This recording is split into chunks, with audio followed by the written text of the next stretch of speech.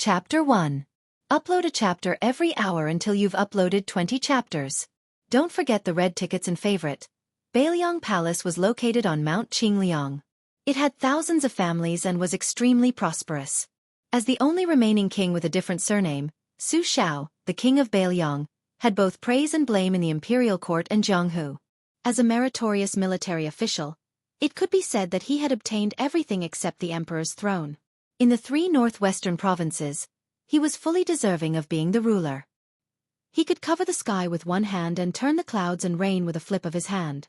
It was no wonder that the officials in the imperial court who didn't agree with this king with a different surname would privately curse him as the barbarian Su, and some with ulterior motives would even throw away the title of second emperor.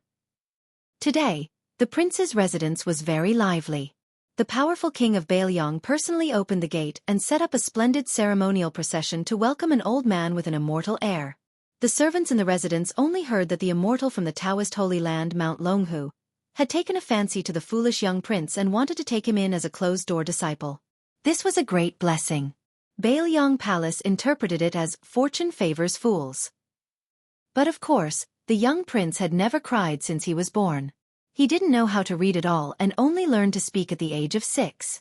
His name was mighty and imposing, Su Longxiang. It was rumored that the old immortal from Mount Longhu had given him this name. He had said that he would come back in 12 years to take him in as a disciple, and now he was here as promised. In a courtyard in the prince's residence, the Grand Master of Mount Longhu, a Taoist ancestor of Mount Longhu, was twirling his snow-white beard and frowning. On his back was an uncommon small Zhong Kuei-style peach-wood sword. Combined with his appearance, he was indeed worthy of the word otherworldly. Anyone who saw him would sincerely praise him as an otherworldly master. But this time, the recruitment of a disciple had met with quite a lot of obstacles. It wasn't that the imperial residence had any objections, but that his future disciple's stubbornness had flared up. She had squatted under a pear tree and used her but to deal with this cheap master who was ranked in the top 3 in the orthodoxy. As for martial arts, cough cough, she should at least be in the top 30. Even the dignified king of Bailiang, a pillar of the country, had to squat there and persuade him with kind words. Son, go to Mount Longhu and learn some skills. In the future, if anyone dares to say you're stupid, just beat them up. Don't be afraid even if they're beaten to death. Father will support you. Son, you have great strength. It would be a pity if you don't learn martial arts and become one of the top 10 experts in the world. When you return from your studies, Father will make you a senior cavalry captain. You will be able to ride a multicolored horse and wear heavy armor. How impressive! The little prince completely ignored her and continued to stare intently at the ground. Huang Manor, don't you like to eat candied haws? There are wild haws all over Mount Longhu. You can pick and chew on them as you please. Isn't that right, Celestial Master Zhao? The old immortal forced a smile and nodded repeatedly in agreement. It was too shameful to receive such a disciple. If word got out, wouldn't he be laughed at by the whole world? However, even though the dignified pillar of Bailiang, whose words carried weight in the 12 counties, had a dry mouth and a dry tongue, the young man still didn't react. Perhaps he was impatient and thought his father was being too noisy. He raised his butt and foughted loudly. He didn't forget to turn his head and grin at his father. The king of Bailiang was so angry that he raised his hand and pretended to hit him. However, he raised his hand and froze for a while before giving up. Firstly, he couldn't bear to hit him. Secondly, there was no point in hitting him. This son really lived up to his name. Su Longxiang was named after the phrase, "In water, the dragon's strength is the strongest. On land, the elephant's strength is the strongest." As mighty as Vajra, they are known as dragons and elephants. Although Huang Manor's silly son was simple-minded and couldn't read, his skin was sickly dark yellow, and his body was thinner than his peers, his strength was first class. Su Xiao joined the army at the age of 10 and killed people. From killing the Xiongnu in Jinzhou in the northeast, to wiping out the 6 big and small countries in the south, slaughtering more than 70 cities, and then suppressing the 16 barbarian tribes in the southwest. He had seen all kinds of fierce generals with amazing physical strength. However, he had never seen someone like his youngest son, who was born with copper muscles and iron bones and could pull up mountains and rivers. Su Xiao sighed softly in his heart. If Huang Manor could be a little smarter and open up a few more of his mind acupoints, He would definitely become the unparalleled fierce general who could break through enemy lines. He slowly got up and turned his head to smile awkwardly at the senior Taoist priest of Mount Longhu. The latter's eyes indicated that it wasn't a big deal, but he couldn't help but feel a little sad. It was really a big deal to receive this kind of treatment as a disciple. If word got out, wouldn't he become the laughingstock of the world? He wouldn't be able to show his old face in front of the large group of disciples and grand-disciples of Mount Longhu anymore. The helpless king of Bailiang came up with a plan. He chuckled and said, "Huang Manor, your brother has just returned from his parade. Looking at the time, it should be about time for him to enter the city. Don't you want to go out and take a look?" The young prince suddenly raised his head. His expression was as stiff as it had been for 1,000 years, but his usually dull and lifeless eyes were bursting with a rare light. It was very piercing. He grabbed his father's hand and rushed out. It was a pity that Bailiang Palace was famous for its hundreds of winding corridors and thousands of twists and turns. Otherwise, it wouldn't have been able to accommodate the tide-listening pavilion that had been criticized by the court officials. Su Xiao, whose hand hurt from his son's grip, had no choice but to remind him several times that they were going the wrong way. After walking for a full incense stick's worth of time, they finally arrived outside the mansion. Behind the father, son, and old immortal were a group of servants carrying boxes of various sizes. They were all things that were going to be taken to Mount Longhu. The king of Bailiang was as rich as a country and had always doted on his children. He couldn't bear to see them suffer even the slightest bit of grievance. When they arrived outside the mansion, the young prince saw that the streets were empty and there was no sign of his brother. He was first disappointed, then angry. He let out a deep, hoarse and irritable roar. At first, he wanted to vent his anger on Su Xiao. But as stupid as he was, at least he knew that this was his father. Otherwise, Su Xiao's fate would probably be the same as that of He Teng, who had unluckily encountered Su Longxiang during the autumn hunt not long ago. He was torn in half by the single-handed 12-year-old boy. He glared angrily at his guilty father and turned to leave. Su Xiao, who didn't want his efforts to go to waste, threw a helpless glance at old immortal. The Taoist master of Mount Longhu smiled faintly and stretched out his bamboo-like arm. However, he only held onto the young prince's wrist with 2 fingers and gently said, "Su Longxiang, don't waste your rare talent. Come with me to Mount Longhu. In 10 years at most, you'll be able to leave the mountain and perform meritorious deeds." The youth didn't waste any more words. He snorted and continued on his way.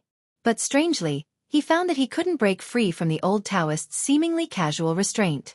He couldn't land his foot on the ground no matter how hard he tried. The king of Bailiang felt as if a heavy burden had been lifted from his shoulders. This Taoist master whose seniority was ridiculously high indeed had some skills. No one knew a son better than his father. Su Xiao was well aware of his son's strength. He was so domineering that he didn't dare to arrange more servants for his son, for fear that he would accidentally break his son's arms or legs. Over the years, there had been countless broken tables and chairs in the courtyard. Fortunately, the Bailiang Palace had a solid foundation. If it had been an ordinary family, they would have gone bankrupt long ago. The young prince was stunned for a moment. Then he flew into a rage and shouted softly. He forced old immortal to take 1 step forward. 2 steps, 3 steps. The Taoist master, who wore a yellow crown and a Taoist robe, only made a slight sound of surprise. He wasn't angry, but was instead delighted. He quietly increased his strength and stopped the youth from moving forward. With this, Su Longxiang was truly enraged. His expression was as ferocious as a wild beast's. He reached out with his free hand and grabbed the old Taoist's arm.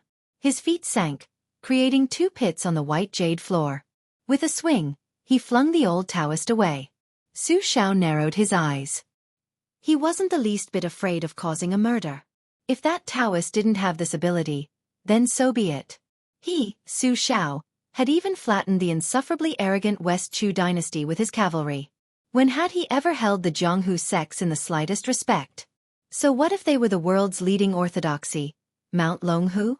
Although the large sects under their jurisdiction couldn't compare to Mount Longhu, they were still considered first-rate within the dynasty. For example, Mount Wudong, which had been vying with Mount Longhu for hundreds of years, was already aloof enough in the Jianghu. Didn't they still take the initiative to send 3 or 4 batches of precious pills every year?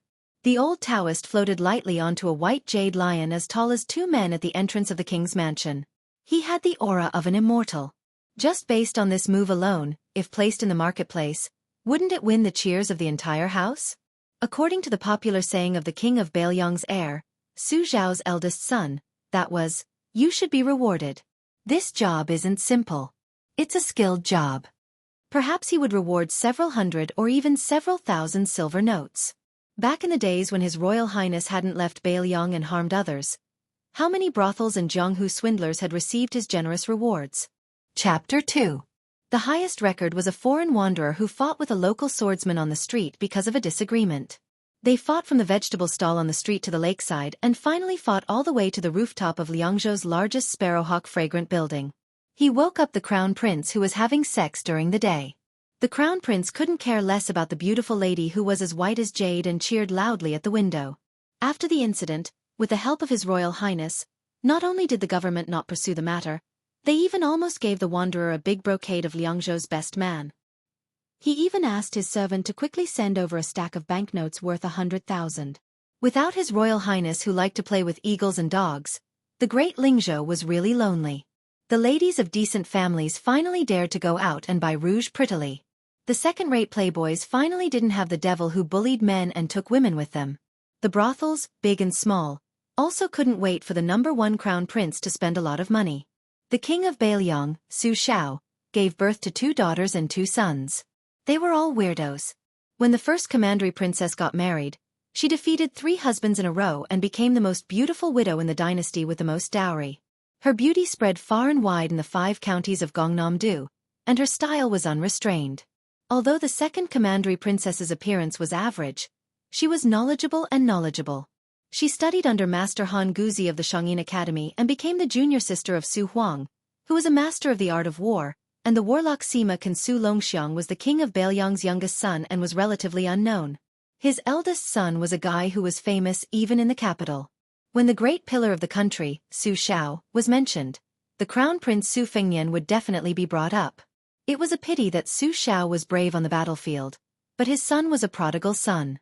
3 years ago, His Royal Highness, Su Fengnian, was rumored to have been chased out of the palace with a sword on his neck.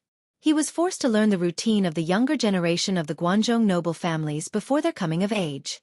In a flash, 3 years had passed and there was no news of him at all.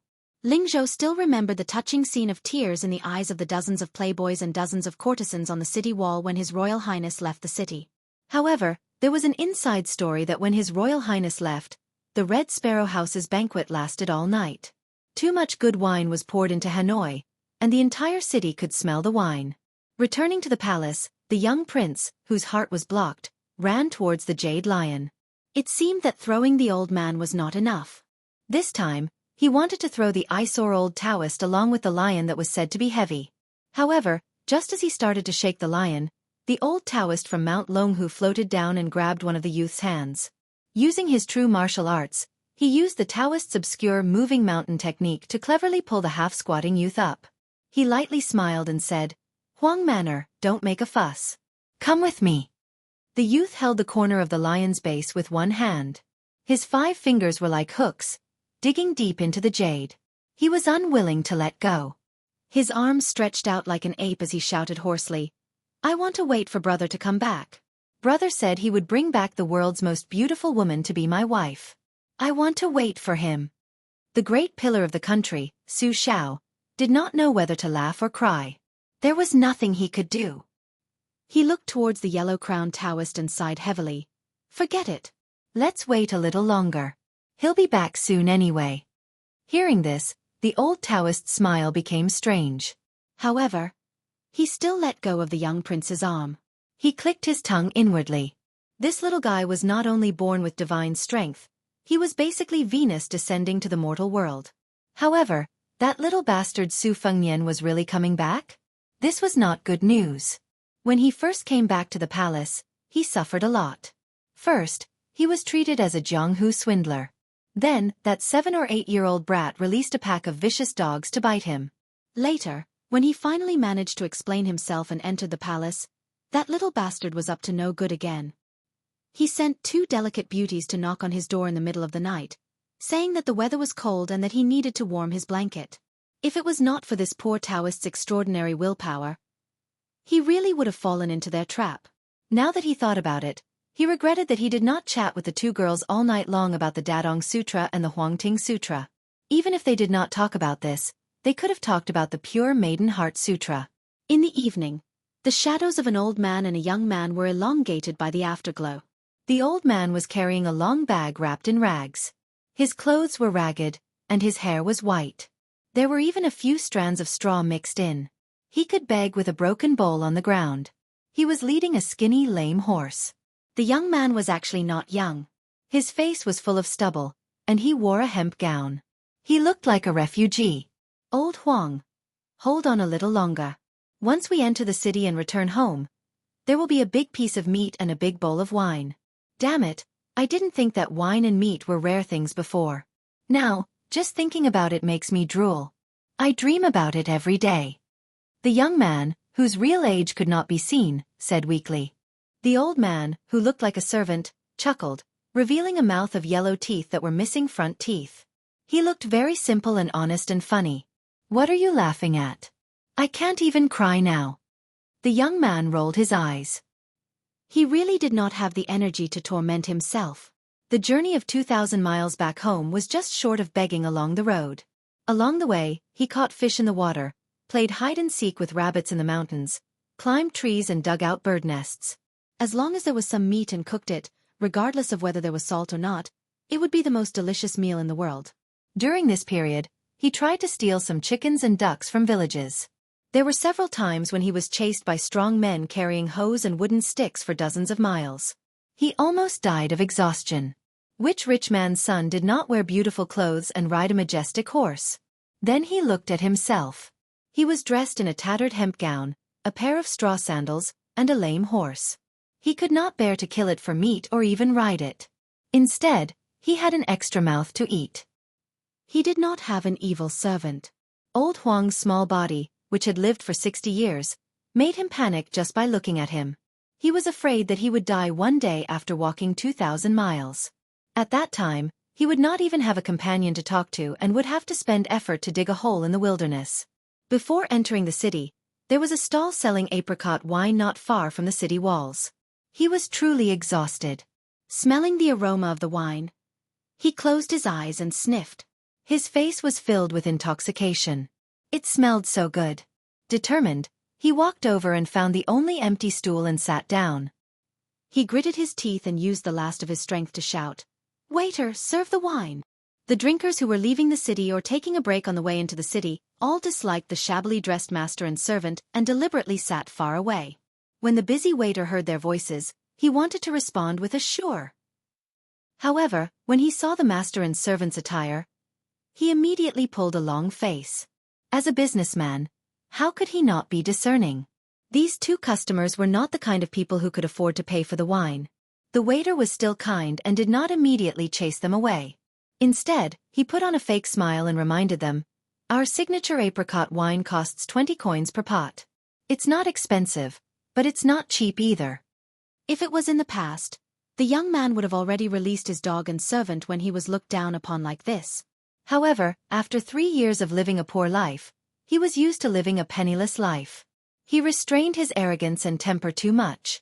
Panting, he said, "It's okay. Naturally, someone will pay the bill.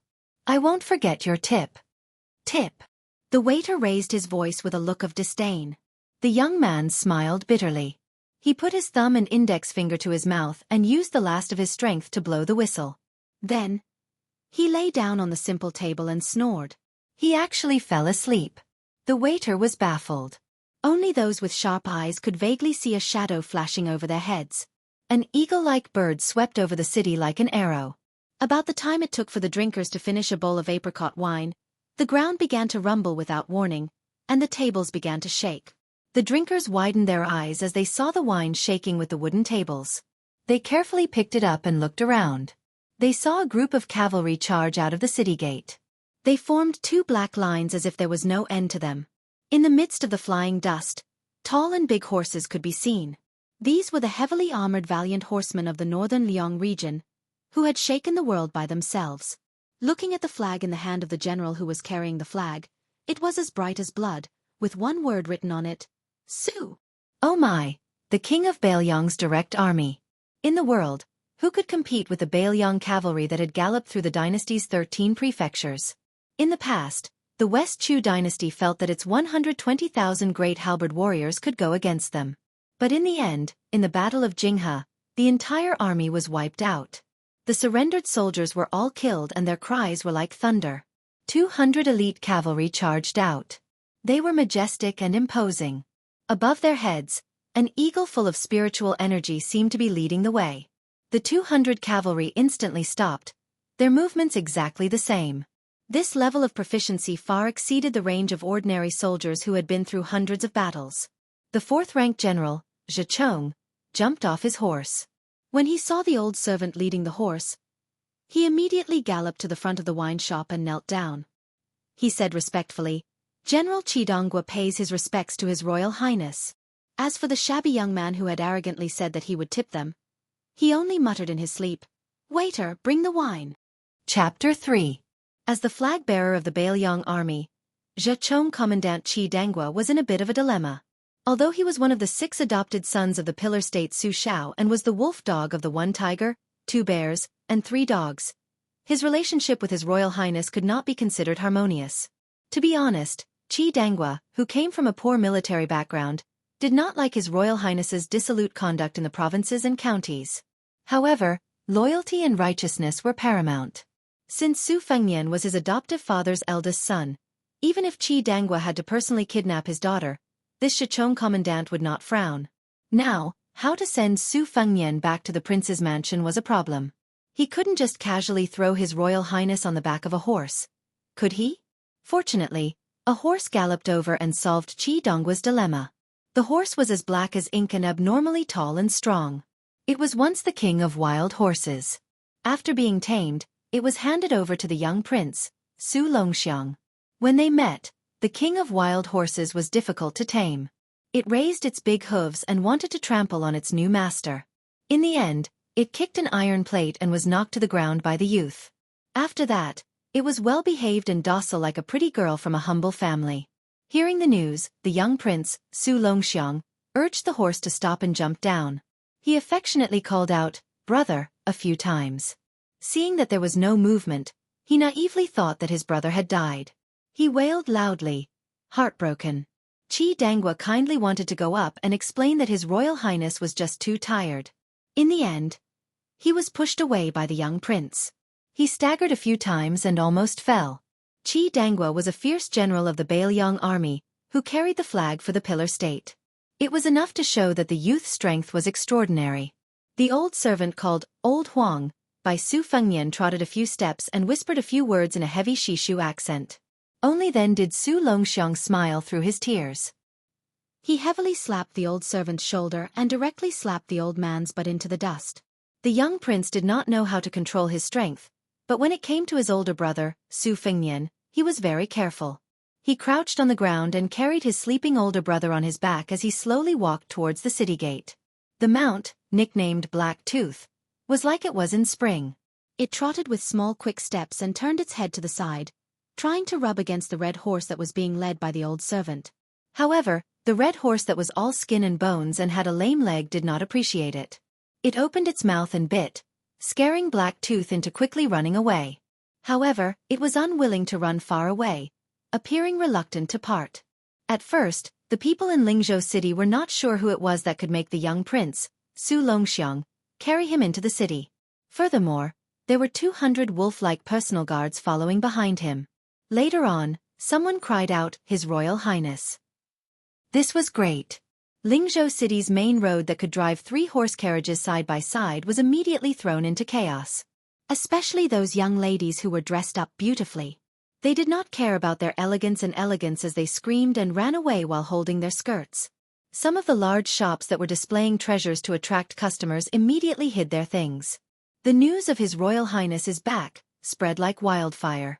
It spread through the entire Lingzhou City at a shocking speed like thunder. The 20 or so brothels in the city all became spirited. The old pimps and pimps all cried tears of joy. Some of the enchanting courtesans all held their hearts as they sat by the windows and stared at the autumn water. My enemy, you're finally willing to come back. Do you want to kill this servant? A person followed the 200 Liangzhou iron cavalry into the city from afar. She had a slender figure and was dressed in a white robe. Her eyebrows were like a painting and her phoenix eyes were like peach blossoms. She was narrow and charming, her skin was as white as jade, and she had a standard oval face. She was extraordinarily handsome and did not seem like she was from the secular world. If it was not for the 2 blades on the left side of her waist, her unknown background, and her arrogant expression, as well as the terrifying news of His Royal Highness returning to the city, some of the ruffians and hedonistic young masters on the streets would have already taken liberties with her. This woman was too beautiful. She was even prettier than all of the courtesans in the city added together. Some of the beautiful women and young ladies from rich families who were running in panic saw her. At first, they were jealous, then they were in admiration and shyness. They thought that if this girl was a young master, they would even be willing to elope. The white-robed beauty with the blade on her waist was slightly surprised. She hesitated for a moment before choosing an old fortune-teller and asked, "Old mister, which family's young master is the one who was protected by the Bailiang cavalry into the city?" The old man who was lamenting that he would not be able to do business in the future was shocked by the beauty of the girl in front of him. After all, he had been here for many years. It was not easy for him to calm down. He forced a smile and said, "Miss, you are not from here, right?" "There is only one His Royal Highness here. He is the eldest son of the King of Bailiang. Ordinary sons of rich and powerful families would not dare to call themselves young masters. They would be beaten black and blue by His Royal Highness if they did not like him." Hearing the old man call her Miss, the woman frowned subconsciously, but she did not refute. She looked at the slowly moving cavalry in front of her and narrowed her peach blossom eyes. There was a faint murderous intent in them. She muttered to herself, "I didn't expect him to be a young master." "Su Huanghua, is this what you always say when you say that 9 lies and 1 truth are easy to swindle?" The king of Bailiang, Su Shao, is known as the butcher who destroyed hundreds of cities and killed 300,000 people. How could he have such a disappointing son? Bailiang Palace. The crown prince's courtyard was even more luxurious than Prince Su Zhao's. Just the decoration on the large red sandalwood table by the window could be seen. Other than the 4-foot-tall dark green bronze cauldron, there was also a large green dragon painting that was waiting to be leaked. There were also several rosewood marble tables with the 4 treasures of the study and wine cups. There were also piles of famous people's books. There were more than 10 square meters of ink stones, all of which were priceless. The pens in the sea of brushes were as dense as a forest. In the corner of the tables, there was a huge flower sachet filled with crystal balls and white chrysanthemums. There was also a pair of golden unicorns and auspicious beasts. Inside the prince's mansion, there were several earth dragons that consumed countless charcoal. Therefore, in the early winter, the room was still as warm as late spring. It was okay to walk barefoot on the carpet. The so-called big room of a rich and powerful family was just like this. At this time, the young master, Su Fengnian, was sleeping soundly on the big bed. He was covered with a large quilt with autumn fragrance and looked haggard. Su Shao and the young prince, Su Longxiang, were sitting beside the bed. Other than the only outsider, Heavenly Master Zhao of Longhu Mountain, who was standing beside him, and the old servant surnamed Huang, who was sitting at the door with a long luggage bag on his back, there was no one else. At the head of the bed, there was an ancient bronze Schwanda stove sprinkled with golden spots. There was a strange incense burning in it that could wake people up. Chapter 4. Taoist Master. Is my son all right? Su Shao had asked the same question for the umpteenth time. How was this still the decisive Su Zhuguo on the battlefield? He was clearly a father who spoiled his son to the point of absurdity. He's fine. His Royal Highness is just tired from the long journey. After sleeping for half a day and recuperating for half a month, he will be full of energy again. The old Taoist priest said confidently, but he felt a pang of pain. When the prince saw how thin his son was, he immediately ordered the housekeeper to bring out several furnaces of top-grade elixirs from Mount Wudong and the treasured tribute medicine. He wanted to pour all of them into his son's mouth. Heavenly Master Zhao looked at him with fear and trepidation. He talked for a long time about the principle that medicine was half poison and half medicine. Moreover, he had the selfish intention of competing with Mount Wudong. He personally took out the small Jindan of Mount Longhu, which was a waste of talent. Only then did he dispel the prince's worries. Crown Prince Su Fengnian slept for 2 days and 2 nights before waking up. His younger brother Su Longxiang did not eat or drink for 2 days and 2 nights. When the servants went to report the good news to de Zhugua, he hurried over to visit him. He saw his son pick up the Schwanda burner at the head of the bed and smash it at him. He jumped off the bed and cursed. "Su Xiao, you bastard. You chased me out of the prince's mansion for 3 years. No wonder you always say I'm not your biological son." Su Xiao tilted his head and dodged the burner, apologizing with a calm face. But how could Su Fengnian let go of the main culprit who had caused him to eat and sleep in the open for 3 years? After smashing everything in the room that could be smashed, he chased him all the way out of the room. When he saw a broom lying in the corner of the corridor, he picked it up and chased after it. The poor de Zhugua didn't forget to remind him, "Put on your shoes, put on your shoes. It's cold, don't catch a cold." There was a chase in the courtyard, and it was very lively. The few people who walked out of the prince's mansion, who were more popular than the governor, all put their hands in their sleeves and looked up at the sky. They didn't hear anything and didn't see anything. Su Fengnian was exhausted after all. After chasing and hitting for a while, he began to pant. He bent over and glared at his father. Su Xiao stood far away and smiled apologetically. "Have you calmed down? If you're not angry anymore, eat first. You can only vent your anger when you have the strength." The little prince, Su Longxiang, and the servant, old Huang, were sitting on the threshold of the door. The two of them were grinning from ear to ear. One of them was drooling, and the other was missing his front teeth. They were both quite silly. His Royal Highness was panting heavily. He pointed at the king of Bailiang, Su Xiao, who was high and mighty in the eyes of outsiders. "Mother Fastress Kerr, I'll let you off today. Just you wait." Su Xiao wasn't angry. He chuckled and said, Okay. Father will wait. I'll definitely not fight back when you hit me or scold me. I'll let you vent your anger." Su Fengnian, who was still barefooted, threw away the broom that could be sold for dozens of taels of silver. When he came to the door, he saw his younger brother smiling foolishly. His gaze softened a bit. Seeing that his brother's saliva was flowing all over his chest, Su Fengnian didn't mind that it was dirty. He very naturally reached out and helped wipe it. He said softly, "Silly Huang man, come. Stand up and let your older brother see if you've grown taller or stronger." The youth stood up in all seriousness. Su Fengnian gestured with his head. He smiled with a bit of disappointment. Not tall, not strong. The youth wrapped his arms around his older brother's waist and lifted him up. Su Fengnian wasn't surprised. His chest was stained with saliva. He laughed loudly. "You've grown quite a bit stronger." De Zhugua stood in place. The butcher, who had spent half his life in the military and killed people like scything flax, actually had tears in his eyes. He quietly turned his head away and muttered to himself, "The wind is so strong. Where did the sand come from?" The two brothers returned to their room together. Su Xiao immediately ordered the servants to bring in the dishes that had been carefully prepared. There were 20 to 30 servants carrying the food boxes. They entered the room one after another like flowing water.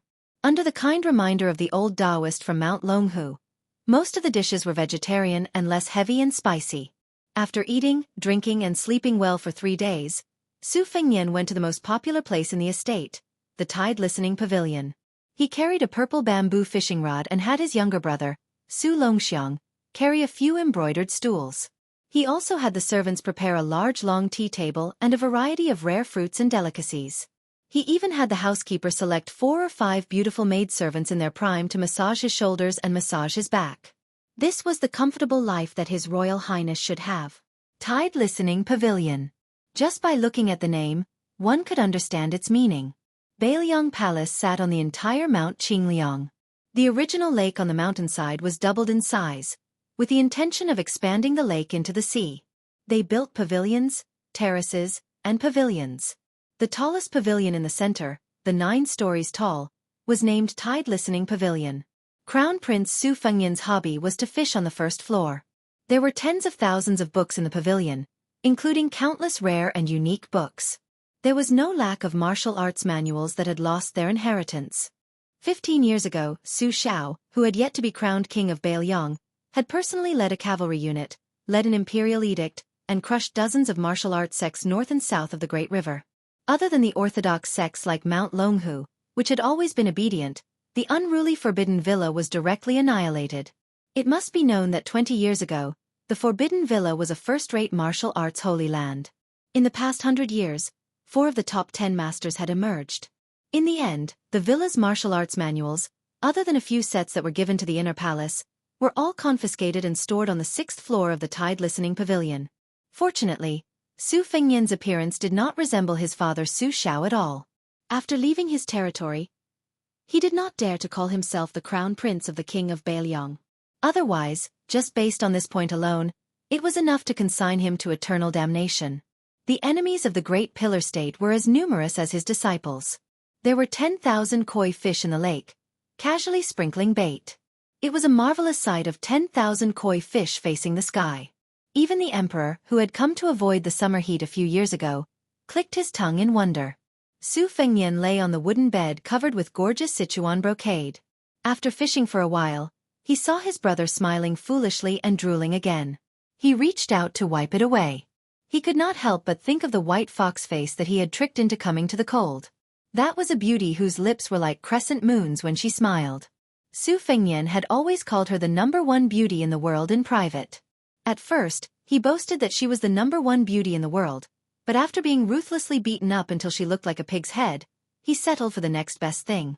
Su Fengnian was in a good mood when he thought of this person. He rubbed his brother's head and said with a smile, "I said that I would help you trick a beautiful woman to be your wife, and I really did kidnap one. She had a white fox face. Extremely beautiful. She wore 2 sabers, one embroidered winter, and the other spring thunder. Both were famous sabers in the world. Unfortunately, she was a man." Chapter 5. After taking a comfortable bath, Su Fengnian took off his beggar's hemp clothes and straw sandals and changed into the rich family's clothes. He shaved off his stubble. In reality, Su Fengnian was a rather handsome and eye-catching young master. Among the 6 or 7 popular courtesans in Lingzhou, there was no lack of prideful ones who had extremely high standards. They were fighting for his favor not just because of the king of Bailiang's generous rewards. Although His Royal Highness often did unscrupulous things like spending money to buy poems, he was proficient in romance.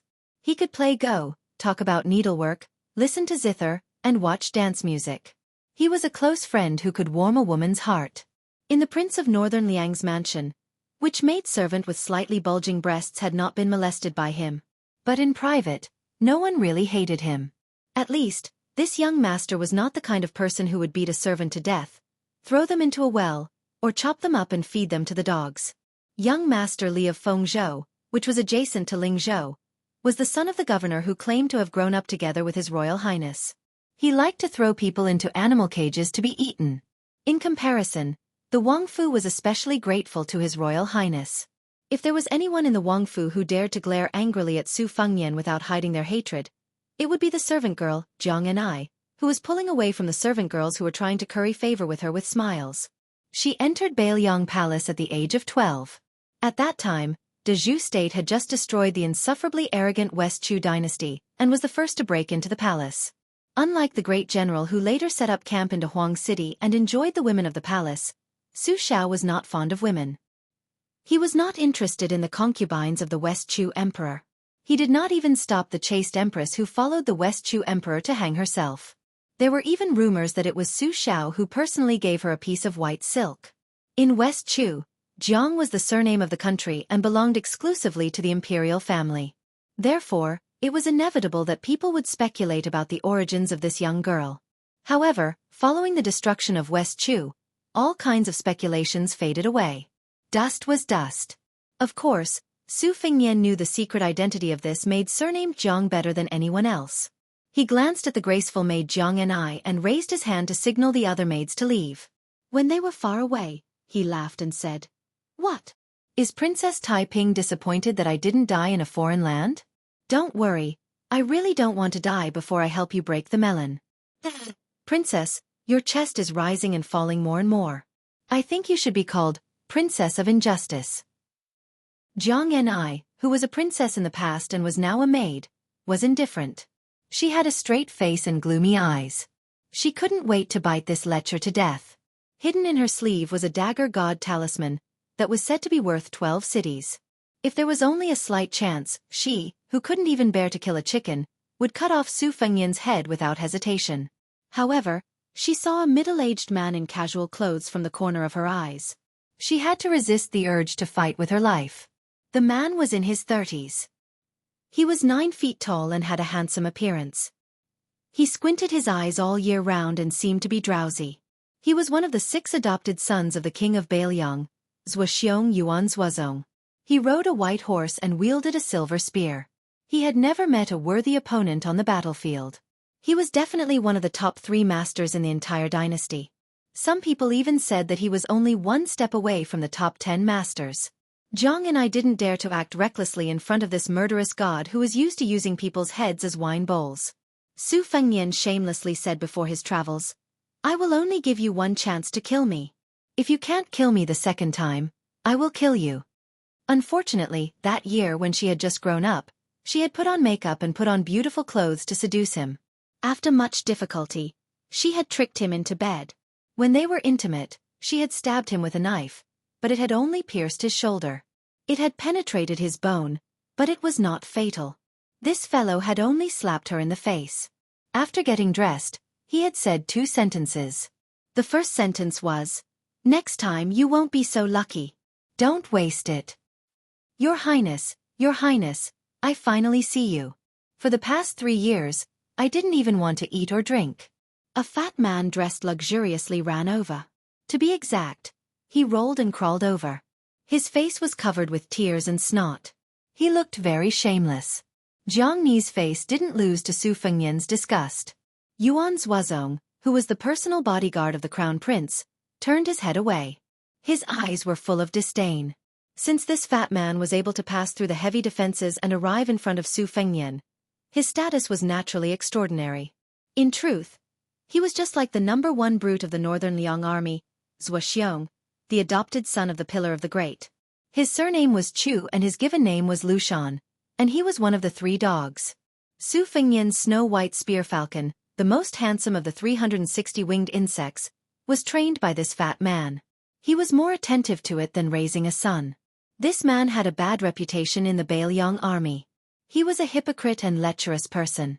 The first time Su Fengyan went to the brothel, he was the one who led the way. He always said that brothers were like hands and feet and women were like clothes. In the past few years, he would encourage Su Fengyan to sleep with his beautiful concubine every few days. He was really loyal. Can't eat or drink. Fatty Chu, why do you look like you have put on a few pounds? Su Fengyan sneered and strangled the fat man's neck. The fat man who was strangled by the neck shouted with a red face, "Your Highness, I have lost weight. I have lost a lot of weight. If your Highness doesn't believe me, I will go weigh it right away. If I put on 1 pound, I will cut off 1 pound of meat. If I put on 10 pounds, I will cut off 10 pounds. Su Fengyan loosened his neck and patted Chu Lushan's fat cheeks. He smiled and said, "You are indeed a good brother." Now, Fatty Chu, who had stolen the title of the Dragon General of the Thousand Bulls, was being slapped on the face. As long as the person was not an official with a superficial title, the Dragon General of the Thousand Bulls was one of the top officials in any province, let alone the Dragon General of the Thousand Bulls who held the Tiger Seal for 3,000 elite troops. However, this fat man did not feel ashamed. Instead, he looked extremely honored. He leaned forward with his head as big as a pig's head and said with a smile, "Your Highness, I just took in a beautiful concubine. Her skin is so soft and tender that I can squeeze water out of her with a pinch. I haven't dared to enjoy her yet, so I've kept her for your Highness. Would your Highness take some time to come and drink some wine and listen to some songs first?" Su Fengyan nodded and said, "Sure, sure." The 2 of them looked at each other and smiled. They were as treacherous as they could be. As the saying went, wolves and villains colluded with each other. Just as Fatty Chu was asking about His Royal Highness's situation in the past 3 years, the King of Bailiang slowly walked over. There were several pillars of state in the dynasty, but there was only one pillar of state in the dynasty. He was second only to the General of Heavenly Strategies, who would only appear when the country was in danger. Su Xiao had been in the military all his life. When he was young, he would even take the lead in leading the troops. The previous emperor had even issued an imperial edict that he did not need to personally lead the troops. Later on, when he was fighting in West Chu, his left leg was hit by an arrow from Lu Shi, which left him with a slight limp. Su Xiao did not mind those people mocking him, but if anyone dared to criticize lame Su, they would definitely not rest until they were dead. The Marquis of Wu An, who had once fought alongside him against West Chu, had a trusted subordinate. He was young and impetuous, but he paid the price. Su Xiao casually found an excuse to behead him in public. His head was hung on the walls of the imperial city of West Chu, along with the heads of other famous generals of West Chu. The Marquis of Wu An was angry, but he did not dare to say anything. He did not even protest to the emperor after the incident. Su Xiao, with white hair on his temples, was not tall, and his appearance was even more inconspicuous. When he was middle-aged, he had a slight limp. Now, he was slightly hunchbacked, as if he was carrying the burden of 300,000 ghosts. Fatty Chu was an observant and alert person. He immediately restrained his expression and knelt on the ground. Although he was also an adopted son, Yuan Zhuozong had more backbone. He just bowed according to the common etiquette. The king of Bailiang, Su Xiao, gently waved his hand and let Chu Lushan take a stool to sit down. He tried to sit on the wooden couch with his son, but was kicked in the butt by the angry Su Fengnian. He had to awkwardly take a stool and sit aside. Fatty Chu was sweating cold sweat. He felt like he was sitting on pins and needles. He did not dare to wipe it off. Yuan Zhuozong smiled knowingly. Su Fengnian whistled, picked up a piece of Sichuan brocade and wrapped it around his arm. He called down the spear falcon that Fatty Chu cooked. He took a glass full of grape wine and pretended to sigh. Little White, you have suffered in the past 3 years. You can't drink wine or eat meat. You were almost killed to be stewed. I am sorry. De Zhuguo was ashamed and kept sighing. Chapter 6. The maid Jiang and I, who had grown up to be devastatingly beautiful, sneered softly. She thought that this snow-white spear falcon was as unlucky as she was. This kind of rare flying feather only existed in the snowy lands north of Jinzhou. If a hunter could catch one, he would be spared from death except for treason. In the past, even the nobles of West Chu spent a lot of money to buy this spirit creature nicknamed Green-White Luan, but it was still hard to find. The one on Su Fengnian's arm was even more extraordinary. It was the highest grade of Green-White Luan, the 6-year phoenix, rarer than the 3-year dragon. In the Yongzhou region of Liang, there was once a master of a noble family who offered 1,000 taels of gold and 3 beautiful women in exchange for Little White, but he was scolded by the domineering Su Fengnian to get lost. That noble, who could get whatever he wanted, was undoubtedly rebuffed.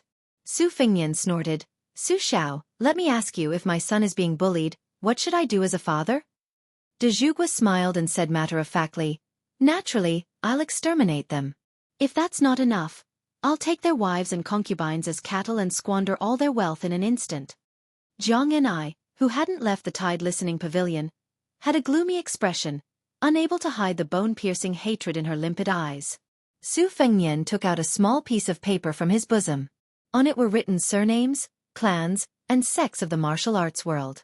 He patted his father, the king of Bailiang's shoulder, gritted his teeth and said, Father, didn't you always say that it's never too late for a gentleman to take revenge? These guys are my enemies. Take care of them immediately. Su Xiao took the paper and praised his son's good handwriting before even looking at it. He glanced at it and was about to boldly say that it was no problem, but then he took a closer look and read everything without missing a word. He said with a bitter expression, Son, you have too many sons. Son, you have too many enemies. There are no less than 100 of them.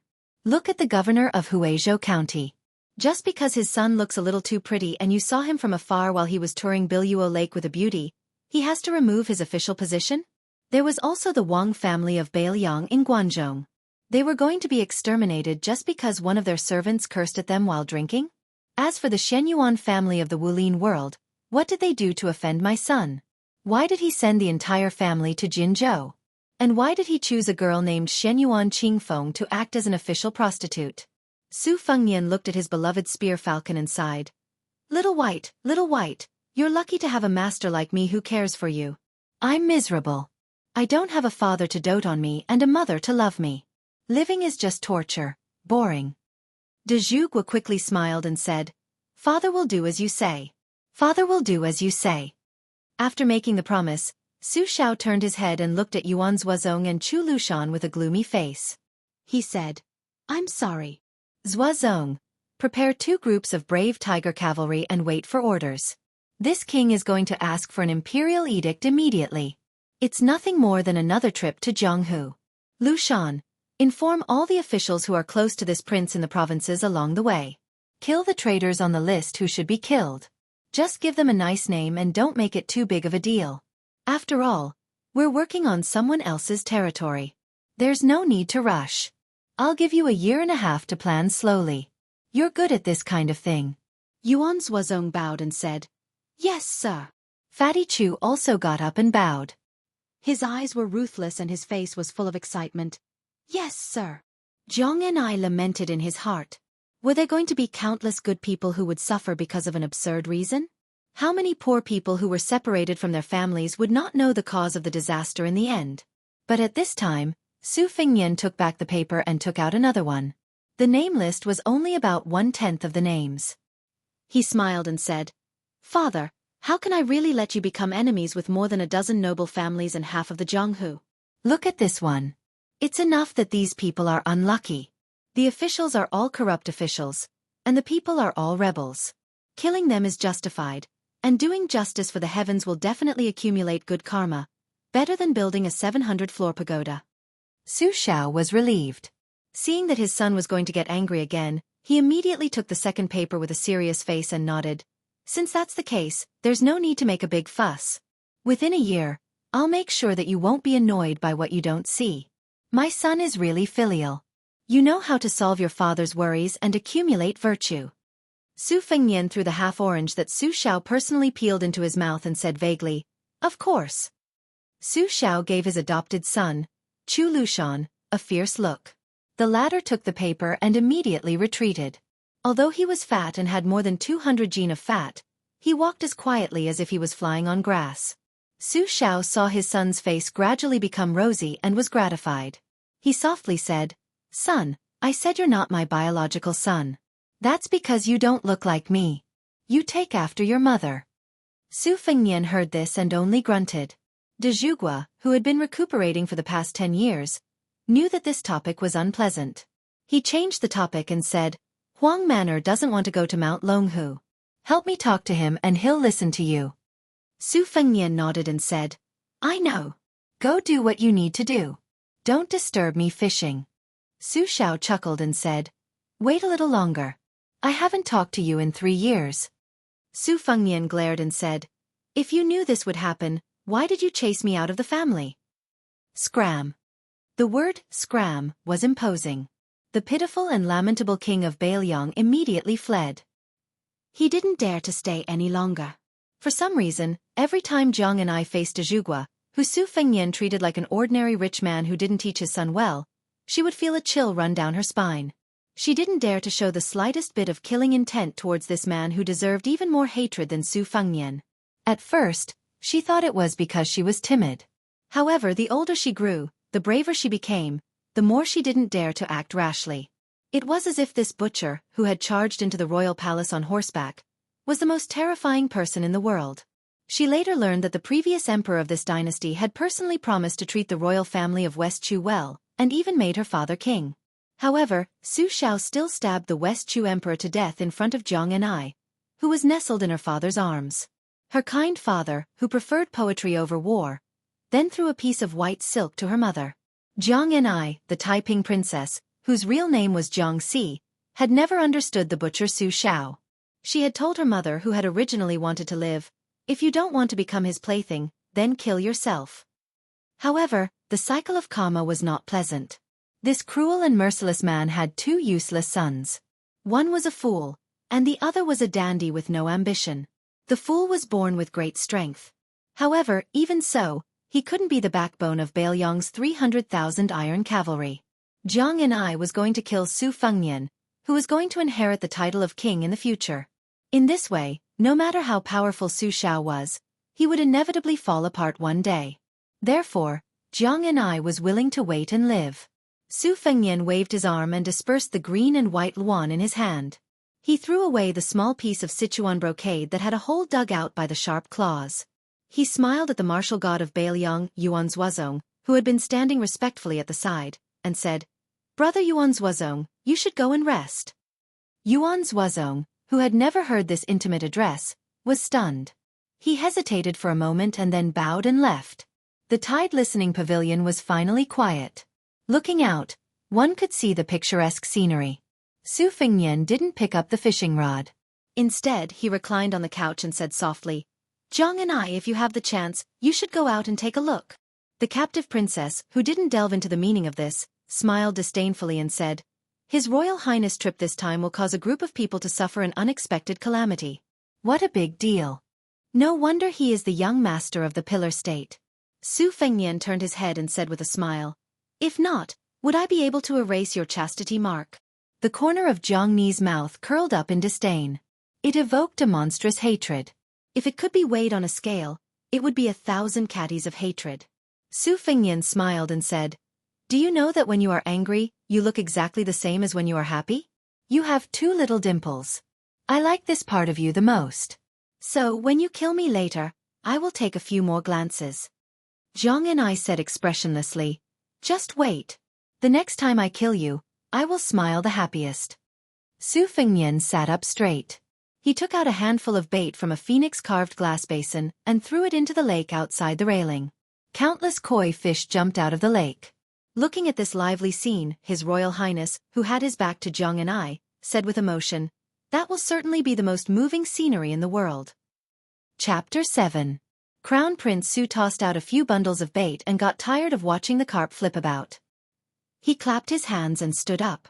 Originally, Zhang and I had prepared a damask soaked in warm water to wipe his hands, but Su Fengnian didn't take it. 3 years of tempering.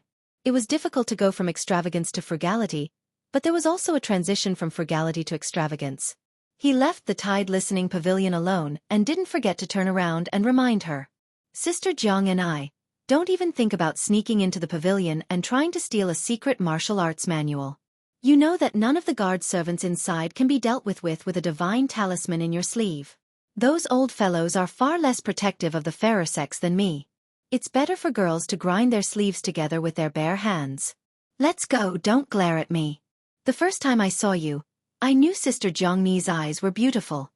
After teasing the maidservants, Su Fengnian walked towards the stable that belonged to him and his second sister. Along the way, he saw beautiful maidservants and did not forget to reach out to hug their waists and touch their small hands. For those who were more beautiful, of course, he did not forget to rub their heavy breasts and call them sister. Then, he flirtatiously said, "Oh, there are a few extra tails of meat here. Don't tire yourself out walking." This caused a series of laughter that sounded like silver bells. Su Fengnian arrived at a stable that was even more extravagant than the average wealthy families. For the time being, there was only a lonely maroon, lame horse inside. Old Huang, who had worked as a coachman for the prince's residence for many years, was chatting with the horse.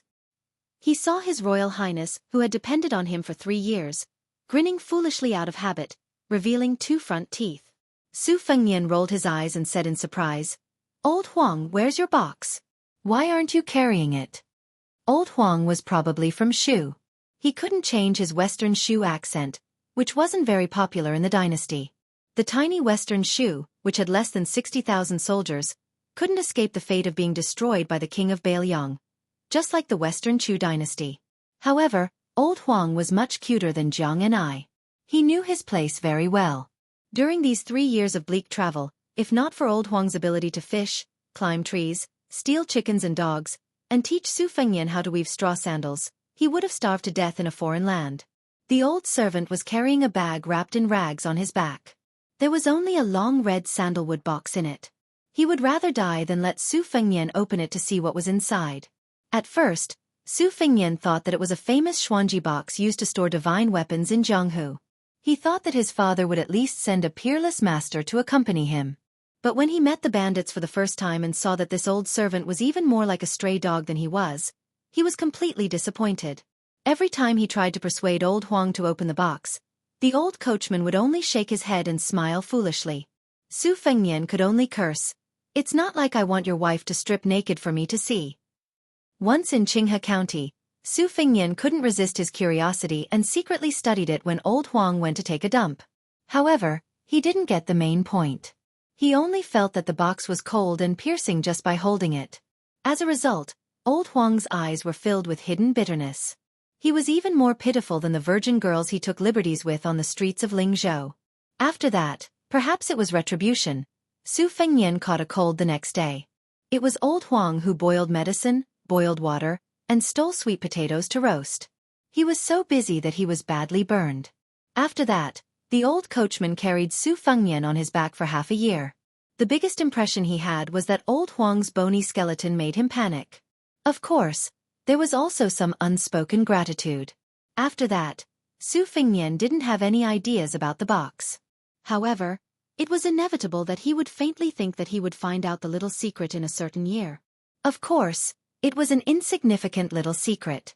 It would be a joke if an old coachman had such a big secret.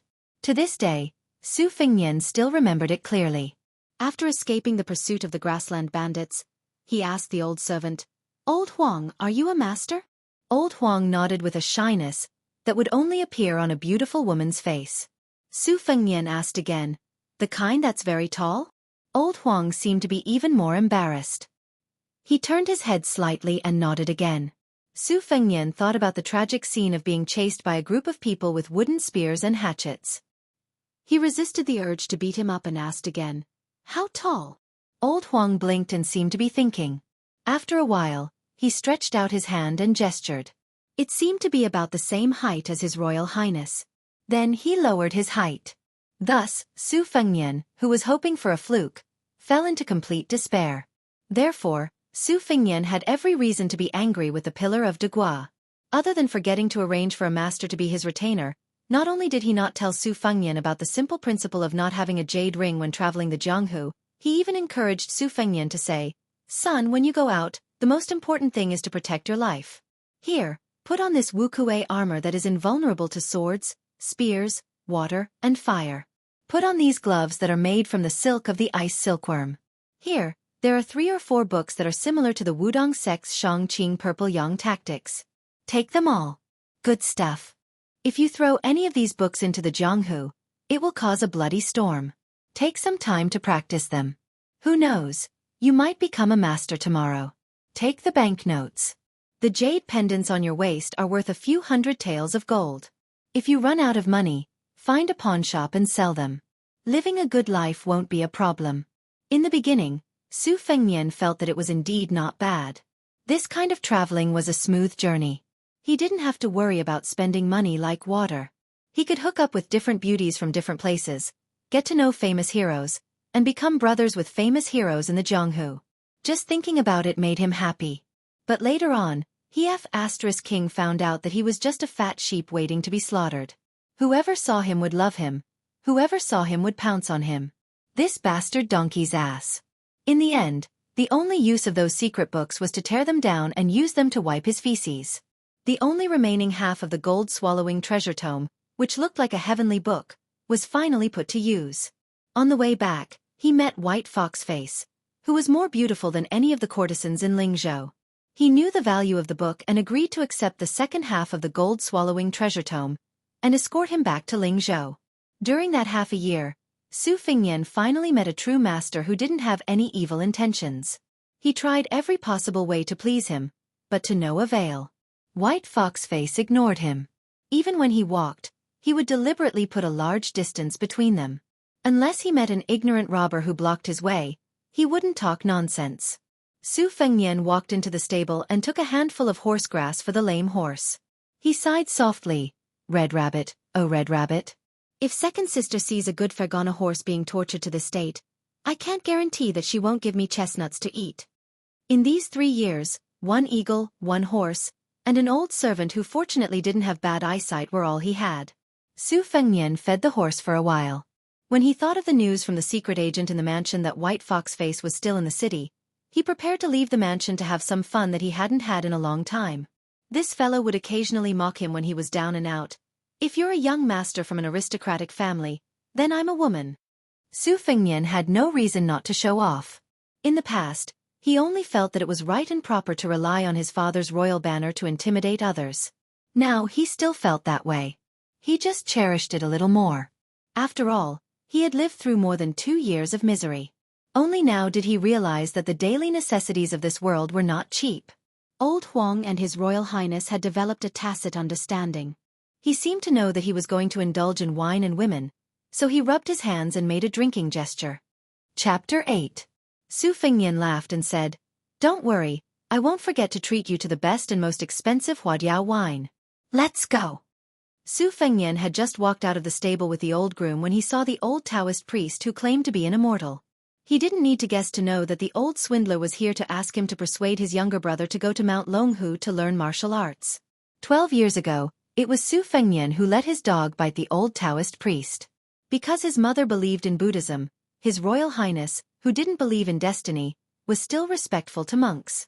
However, when he saw a fortune teller on the street, he would definitely make a mess. The old Taoist priest of Mount Longhu was really unlucky. Back then the old Taoist priest, who was slovenly and covered in lice, passed the first stage and almost lost his virginity. The beginning of that meeting was very unpleasant, but the end was still sloppy. Su Fengnian didn't forget to lecture the old Taoist priest of Mount Longhu in private before he left. "Old man, if you want to cheat people of their money, you should at least give up some money to get a decent set of clothes. Those Taoist priests in the supernatural novels all wear yellow crowns and Taoist robes. They can immediately ascend to the immortal stage with just one fart. Don't you want to learn? If you come to the palace like this again, I'll let my dog bite you again."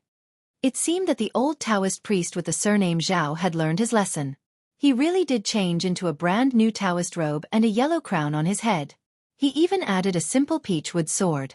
Wherever he went, he would receive looks of respect that he had never received in the first half of his life. This made the old Taoist priest, who was usually expressionless on the mountain for decades, very happy. Su Fengnian put his arm around the old Taoist priest's shoulder and said softly, "Ox-nosed Taoist, it's a good thing that my younger brother is going to Mount Longhu. However, your Mount Longhu has formed a good relationship with my father. Don't you have anything to say? Otherwise, why would my younger brother go to Mount Wudong to learn martial arts?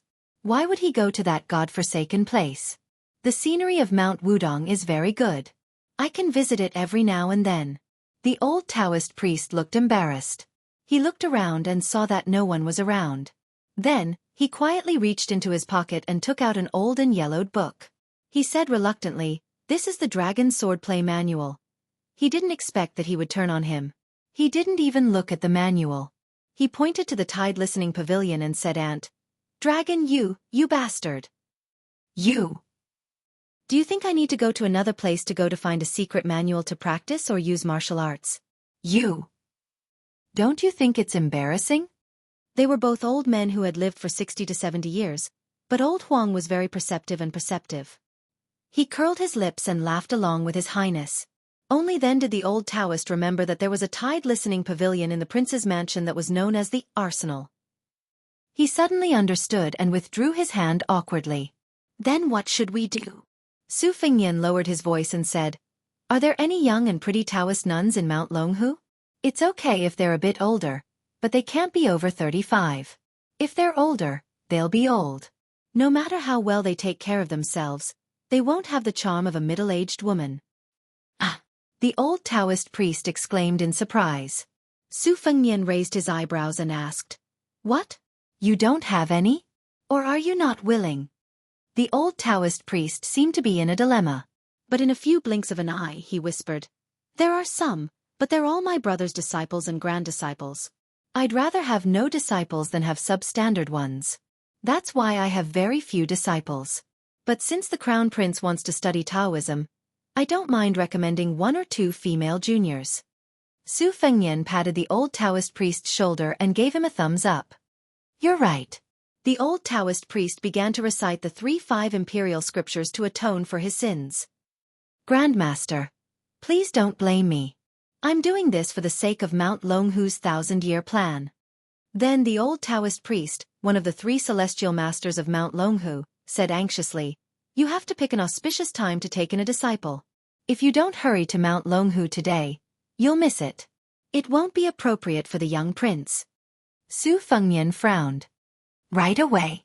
Celestial Master Zhao nodded with an anxious expression. "Right away." Su Fengnian, who originally wanted to take his younger brother on a hunting trip, took a deep breath and ordered old Huang to wait on the street outside the mansion. He then took the ox-nosed Taoist priest, who didn't look like a celestial master at all, to find his beloved younger brother, Su Longxiang. 100 steps away from the stable, the old Taoist priest turned his head and looked at the old coachman who was smiling foolishly at the side of the stable. His heavy footsteps finally became lighter. When Su Fengnian arrived at his younger brother's courtyard, he found him squatting on the ground and looking at ants again. He walked over and patted his head. "Stop looking. The ants on Mount Longhu are even bigger. Go there and look. Learn your skills and go down the mountain as soon as possible. Bring me a bag of wild hawthorns. Do you hear me?" The young prince was truly a fool. He stood up and nodded heavily. He smiled again, but of course, he was drooling again. The old Taoist priest was flabbergasted. How could such a difficult matter be settled so easily? The great pillar state, who had once turned the entire Jianghu upside down, had tried his best to persuade this disciple of his. Su Fengnian wiped his saliva and scolded jokingly. "Stupid Huang man, look. Did you see that? This person will be your master from now on. When you reach Mount Longhu, you can beat anyone you want, but just don't hit this old man. If anyone dares to bully you and call you an idiot, then beat them to death. If you can't beat them, then get your master to write a letter. This elder brother will lead our northern Liang cavalry and charge 2,000 li up Mount Longhu. Remember, don't get bullied. In this world, only us brothers and 2 sisters have the right to bully others." Su Longxiang seemed to have understood but not fully, and nodded. The old Taoist priest was scared out of his wits. With Su Fengnian taking action, Su Longxiang didn't resist at all. The prince's residence didn't drag things out either. With his foster son Qi Dangua leading the way, 40 elite cavalry escorting them, and several capable people raised by the Bailiang Palace secretly keeping an eye on them. There was also a Taoist master from Mount Longhu. It was likely that no one would dare to mess with them. As they were about to leave, Crown Prince Su Fengnian stood in front of his younger brother and said softly, "Stupid Huang man, I won't be able to wipe your saliva in the future. But I promise you that I'll continue to help you find the most beautiful woman in the world to be your wife. If she doesn't want to, I'll tie her up and bring her into the bridal chamber." The young man who was blessed by the heavens to obtain the strength of the dragon elephant was stupid. His heart wasn't open, but it didn't mean that he didn't have any feelings. On the contrary, in some aspects, his feelings were especially strong. For example, he was the second person in the world besides his mother who would wipe his saliva for him. When he was 14 years old, Su Fengnian caused a great disaster. De Zhugua, who usually didn't hit or scold his children, almost took out an iron whip and smashed it on his most beloved son. No one dared to persuade him or stop him. It was only the stupid Huang man who stood in front of his brother and didn't yield an inch. Su Fengnian's eyes turned red. He turned to the old Taoist priest and said word by word, "Zhao Nyobi, I've said it before. Don't let anyone bully Huang man. Although I, Su Fengnian, am an unscrupulous hedonist who doesn't have the strength to truss a chicken, you should know the consequences." The old Taoist priest smiled awkwardly and nodded with a bitter smile. The group gradually left. Su Fengnian and his father, Su Shao, didn't send them all the way out of the city. Su Fengnian found old Huang who was standing beside the jade lion. He smiled and said, "I'm not in the mood to drink today. How about later?" The old servant's smile was simple and bright. His old face was like a large patch of reeds that could only be seen in the wilderness. It couldn't be said to be charming or magnificent, but it had its own feelings. It was like a jar of old wine that had been sealed for many, many years. Chapter 9. A peerless beauty had come to the Dragon Gate Inn. This news was second only to His Royal Highness returning from his travels in Lingzhou City. The number of people who came to hunt for novelty almost broke the inn's door. Business was booming. Every time the beauty came out of the room to eat, the inn would be filled with wanderers who wanted to see the scenery. In the beginning, it was only the young hedonistic young masters who participated. Later on, even the old rich men who had been bedridden for years came to admire the beauty. They all exclaimed that the beauty was a feast for the eyes. The busybodies all said that this girl was even more moving than Lingzhou's #1 courtesan, Yu Yue, Lady Yu. Some of the old masters who had left Lingzhou and seen the world also said that they had never seen such a beautiful girl in their lives. There were even scholars who threw in large amounts of money and squeezed their heads to get a good seat in the inn. They took a sip of wine and had the thought of getting drunk even if the wine did not intoxicate them. They spread out the rice paper on the table and began to draw. The beauty who came from outside did not say anything. She treated everyone like they were nothing. She only drank the best-aged Huadiao wine in Lingzhou. When she ate, she chewed slowly. However, she was not as shy and reserved as a pretty girl from a humble family. She had a different style. However, there were 2 blades of different lengths on the table, which made many lechers who had bad intentions back off. How could a girl from a decent family go out alone with blades, and 2 at that? The more beautiful a flower was, the harder it was to pluck it. This was the awareness that a rich man's son had to have. It was also the truth that he had pondered for many years in his hometown. Just like the 2 princesses in Bailiang Palace, who dared to take a second look. Were they not afraid of having their eyeballs cut out? The head of the hedonistic young masters in Lingzhou, young Master Su, had long said, "Everyone coming out to be a hedonistic young master is not as easy as the commoners think. We have to pay attention to the rat holes and snake paths and rules. We have to be worthy of the head on our shoulders. The head is not used for shit, the butt is." Therefore, when the hedonistic young masters of Lingzhou went out to the neighboring provinces, they were especially proud. They looked down on the children of the local officials and always liked to boast about their family background, money, and brains. Since His Royal Highness had returned to the city, then when the beauty appeared, would His Royal Highness figure be far away? The answer was somewhat different from what they had expected. The hateful but respectable His Highness the Crown Prince had arrived 3 days later than what they had expected, but he had still arrived. When he appeared, everyone consciously left the inn. Nonsense! Who didn't pay the price of blood when fighting with His Highness the Crown Prince over the top courtesan? Young Master Tang from the neighboring Dengzhou had a strong family background. Not only did he have a 3rd-rank official as his father, but he also had a 2nd-rank official as his grandfather. He overestimated himself and tried to steal a courtesan from His Royal Highness. Didn't he break an arm and return to Dengzhou? After that, it was said that his father, who was the Dengzhou magistrate, personally came to apologize. In the end, he was not even allowed to enter the palace. His Royal Highness had only one word: scram. The inn was suddenly empty. There were no sparrows outside, but the innkeeper still had a flattering smile on his face. He offered the best flower carving that he had kept for many years with both hands, saying that he was bold enough to give His Royal Highness a welcome dinner. His father, His Royal Highness, who used to never give half a penny for drinking, suddenly turned around and tipped him with a 5,000 silver banknote. The innkeeper quickly hid behind the counter, his hands trembling as he held the banknote. He was not worried that His Royal Highness was just pretending to be forthright in front of the beauties, because no one had ever heard of the Crown Prince asking for a single cent back after leaving his pocket. He was definitely the Wang family's style of not taking back what was given. Generally speaking, it was not false that Lingzhou City was afraid of His Royal Highness, but he had been lawless for so many years, so no one wanted to commit suicide. For example, those young ladies who were lucky enough to be invited into Bailiang Palace all said afterwards that they were only going to admire the scenery with His Royal Highness, leaving behind undergarments and other personal items. At most, they would just rub it a little, but they were not forced to do that kind of thing. At first, no one believed it, but after a few beautiful virgins left the palace and had their bodies checked, they found out that what they said was true. This made some of the dissolute women secretly angry that His Royal Highness did not kidnap them into the palace. Was it because they were not beautiful enough? Su Fengnian sat opposite Bai Hu and personally opened the flower carving. The fragrance of the wine instantly filled the air. He took a bowl of wine and did not take it. Su Fengnian put down the bowl and laughed.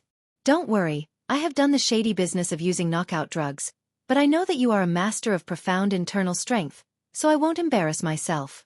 Usually, I would try it, but today I only brought Old Huang. I was afraid that you would hit my head with embroidered winter and spring thunder. What's more, I'm not gay. What's there to be afraid of? Are you afraid that I'll take your 2 sabers? You're underestimating me, aren't you?" Bai Hu smiled and finally picked up the bowl and took a sip. These few ordinary subtle movements almost made Su Fengnian, who had seen countless beauties, dazzled. He wanted to beat his chest and stomp his feet to ask God why such a beauty was a man. Bai Hu's voice was soft and sweet. Someone who can give away the gold-swallowing treasure book of the dark sect so casually doesn't look like someone who would covet embroidered winter and spring thunder. Su Fengnian added, It's not doesn't look like. It's isn't. In the 5 months since they met by chance and barely knew each other, Baihua had always been a woman of few words. She was only slightly better than mute, but she was not as willing to talk as she was today. He remembered that the first sentence she said was a bolt from the blue. I'm a man.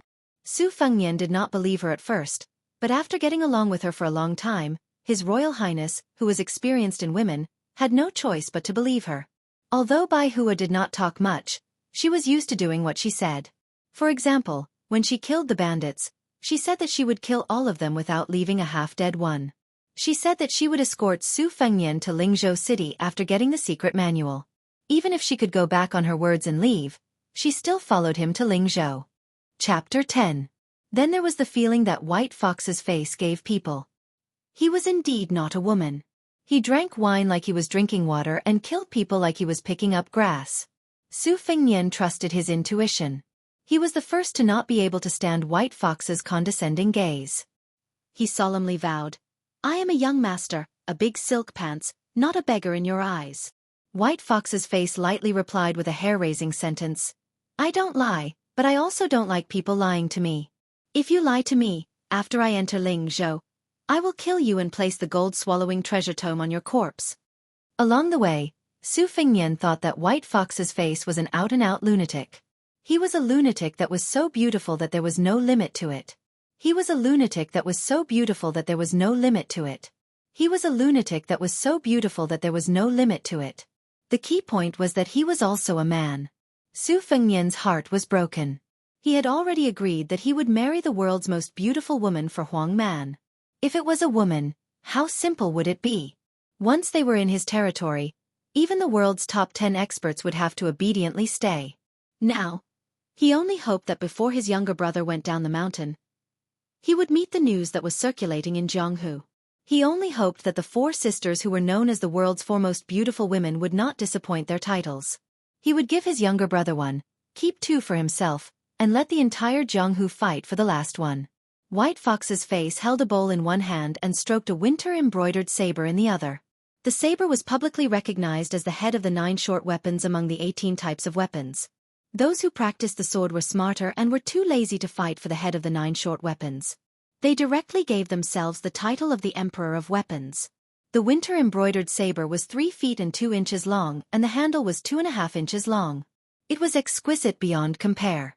Compared to the simple and clumsy Spring Thunder, it was more beautiful. It was very in line with His Royal Highness's aesthetic. When he was traveling in Lingzhou, he liked to go to the armory and pick a pleasing-looking sword to hang on his waist. As for the winter embroidery saber, he estimated its weight to be about 2 caddies. However, White Fox's face once revealed that the saber weighed about 10 caddies and 9 tails when she was in a good mood. Su Fengnian did not have any strong points. He was born in Bailiang Palace and spent his childhood climbing up and down in the tide-listening pavilion of the Martial Library every day. He had seen the world, so he believed it immediately. As for the short and narrow Spring Thunder saber, it had never been unsheathed, and the face of the White Fox had never been mentioned. For Su Fengnian, it was a pity that it was neither big nor small. Su Fengnian raised his glass and said, "A toast to you." White Fox's face tilted its head slightly, but Su Fengnian knew that this meant that White Fox's face was inquiring. "Hence," he replied with a smile. "I'm not thanking you for sending me back to Lingzhou. This is not a favor. I'll give you half of the gold-swallowing treasure tome and we're even. However, you've made me certain that there are masters in this world who can single-handedly overturn hundreds of bandits. Otherwise, my 3 years of suffering would have been in vain." White Fox's face continued to maintain that angle. Su Fengnian, who had a photographic memory, was not stupid. He took the initiative to explain again, "Whether you believe it or not, I have to tell you that there are masters like you in the prince's mansion, and there are bound to be more than 1 or 2. However, no one has ever shown their skills in front of me. It's probably because of Su Zhao's warning. This has led me to suspect that flying over eaves, vaulting over walls, and stepping on snow without leaving a trace is just a boast from Jianghu people." White Fox's face lowered her head and drank a mouthful of wine. Su Fengnian smiled and said, "Say it. When I come to find you, what do you want me to do?" White Fox's face, who was teasingly called the most beautiful woman in the world by him, revealed a smile for the first time. Very in line with his style, She went straight to the point and said, I want to enter the Tide Listening Pavilion and read half of the martial arts manuals in the world. Su Fengnian was startled and said, What do you want to do? Isn't it boring to learn martial arts? Back then, I refused to learn martial arts no matter what. I practiced in winter and summer. Perhaps I wouldn't be able to take a break for the rest of my life. How can it be more comfortable than being an idle playboy? White Fox's lips curled up slightly, but she did not say a word. Apparently, people who walked different paths could not make plans together. Su Fengnian frowned and said, Just to become the most powerful master in the world? White Fox's face looked at the spring thunder saber lying on the table and shook her head slightly. Su Fengnian asked, Could it be that you want to become more powerful because you can't compete with others for a woman for the time being? White Fox's face glanced at Su Fengnian with a strange look, as if she was looking at an idiot. Su Fengnian was at his wits' end. He decided to shut up and drink to drown his sorrows. He did not forget to ask the tavern keeper to warm 2 pots of the best and most expensive yellow wine for Old Huang. Old Huang's surname was Huang, and he only liked yellow wine. He was a strange person with a strange temper, just like White Fox's face. However, why was Old Huang not a master like White Fox's face? At the thought of this, Su Fengnian gulped down more wine. White Fox's face opened her mouth slowly and said, I want to kill 4 people. Su Fengnian was stunned. Is it difficult even with your superb skills? White Fox's face looked strange again. Su Fengnian immediately knew that he was being an idiot again. He said self-deprecatingly, All right, then they are the top 10 masters in the world. White Fox's face looked out of the window with a lonely expression, just like the autumn scenery. Not far from it. 2 of them are first pin masters, the top 10 masters in the world. The other 2 are probably more powerful, but half of them are not from the Liang dynasty. Su Fengnian slapped his thigh and said, White Fox's face, you are awesome. I like heroes like you. Su Fengnian felt that he had accidentally revealed the secret of heaven. However, the beauty who heard the nickname White Fox's face only smiled slightly, as if she did not hate it. Instead, she found it interesting. Su Fengnian asked tentatively, The Tide Listening Pavilion is not a place you can enter whenever you want. For as long as I can remember, almost every year there are so-called heroes of Jianghu who are like moths to a flame and then thrown into the wilderness. I have seen it several times with my own eyes, and they died miserably. However, I can promise you that once you enter the prince's mansion, I will take out the 2nd book for you until you finish reading it. If, and I'm saying if, Su Xiao agrees, you can stay in the Tide Listening Pavilion. The prerequisite is that you don't hate those zombie-like guards. Heh, they aren't as handsome and humorous as me. Bai Huer had a long and narrow face, and her peach blossom eyes were shining with extraordinary splendor. She looked straight at Su Fengnian and said, Su Huanghua, name your conditions. Su Fengnian said nervously, I only have one condition. Tell me your name. Bai Huer tilted her head and pondered for a moment before replying softly, Nangong Push. Note, Nangong Push, Yi, read the 4th sound. Chapter 11. White Fox entered the palace without any resistance. For those Jianghu people whose homes and sects were destroyed by the Bailiang cavalry, it was not only difficult to enter the palace, but also dangerous inside. Together with the martial emperor city, which was guarded by the 2nd in the world, and the sword tomb of the Wu family, which was full of sword immortals, it was known as one of the 3 most dangerous places. The martial emperor city had an old monster who looked down on all the masters in the world. The sword tomb had a large number of withered swordsmen who were only allowed to use swords or even touch swords. In the Bailiang Palace, in addition to the Bailiang cavalry guards on the surface, there were countless masters hiding in the dark. During that martial arts catastrophe, not only did the butcher Su Xiao kill many famous Jianghu masters like cutting rice straws, but he also attracted a large number of lackeys, who were not of good character but had abnormal strength. Since the first day Su Xiao went to the battlefield, he almost never took off his armor or left his saddle. For nearly 40 years, it seemed that he had no end to his meteoric rise. It was enough for Su Xiao, the great devil who was feared by all the Jianghu people, to keep countless henchmen, lobbyists, chivalrous men and assassins, and to bestow them with great wealth and beautiful maids, fame and power. After the martial arts library was built, there were many martial arts fanatics who went there to learn and were willing to sell their lives for the king of Bailiang. Who would dare to pull out Su Xiao's reverse scale? There was only one person who dared to call himself "Daddy," in front of Su Xiao, and it was only Su Fengnian who led White Fox into the palace. At this moment, His Highness the Crown Prince briefly introduced the scenery of the prince's mansion to White Fox, who only knew his name. As Su Fengnian said, he could not learn martial arts through hard work. He had the martial arts library that all the martial artists in the world dreamed of, but he only knew how to read some unorthodox books. Therefore, Su Fengnian did not have much mysterious feeling about the murderous intent every 3 steps in the dock of the prince's mansion. White Fox did not dare to take it lightly. When they arrived at the towering Tide Listening Pavilion, they looked up at the top of the pavilion with a complicated expression. Although it was called a pavilion, it was actually a proper attic with a pointed roof and layers of cornices that looked like one. Su Fengnian chuckled and said, "It is claimed to have 6 floors, but there are actually 9 floors inside. The number starts from 1 to 9, but there are people in the capital who have nothing better to do, so it is like this. As you can see, there are corridors on the 5th and 6th floor. There are no books or items on the top floor. It is empty. There are 5 people in the pavilion who are in charge of arranging the martial arts manuals according to the difficulty of practice from the bottom to the top. They should be the so-called guards in Jianghu. They are all old fellows I have known since I was young, and they come and go like ghosts. There is only one copyist, and I learned calligraphy, painting and painting from him. He is a sickly person, more like a ghost than a ghost, but he is still addicted to wine. Every time I go upstairs, I have to bring him wine. If the guards say that they are masters, I will believe them, but if my half-master is, I will jump down from the 9th floor." White Fox did not ask to enter the pavilion. He did not even admire the thousands of carps in the lake. He turned around and walked away, saying lightly, "Help me get a set of Sumeru mustard seed. The sacred steel forest temple of Buddhism only has half a set, but there should be another half in the pavilion. There are 6 books in total. I flip through the books quickly, so it is too troublesome for me to read one book at a time. It is also not worth it to me, because I will pay for the wine you need. I can only give you one of the embroidered winter and spring thunder, so I will feel more at ease if you don't go upstairs a few times." "Can I have the spring thunder?" Su Fengnian asked softly, as if he was trying to bargain. White Fox was indeed a straightforward man. He said without hesitation, "Yes." Su Fengnian was surprised. "Are you really willing to give it to me?"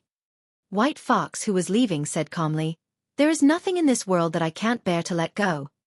Su Fengnian, who was following behind him, twitched his mouth and muttered disapprovingly, "I am afraid that only those who are all alone are qualified to say this." White Fox's face lived in a secluded courtyard not far from the Crown Prince's courtyard.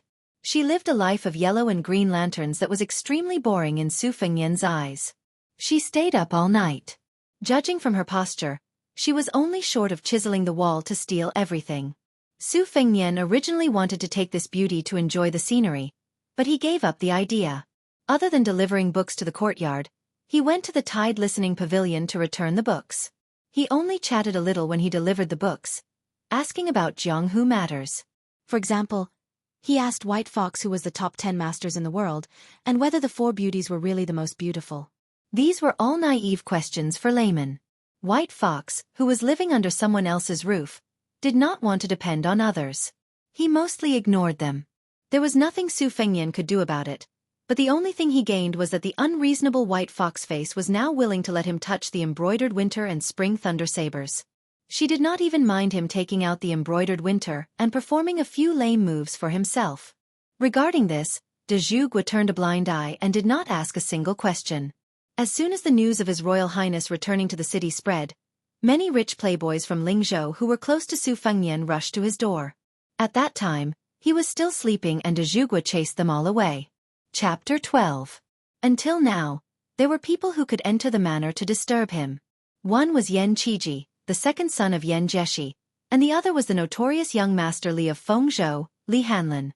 Due to the unfortunate homophony of his name, the former was called Grandpa Eating Chicken by the nearby provinces and counties.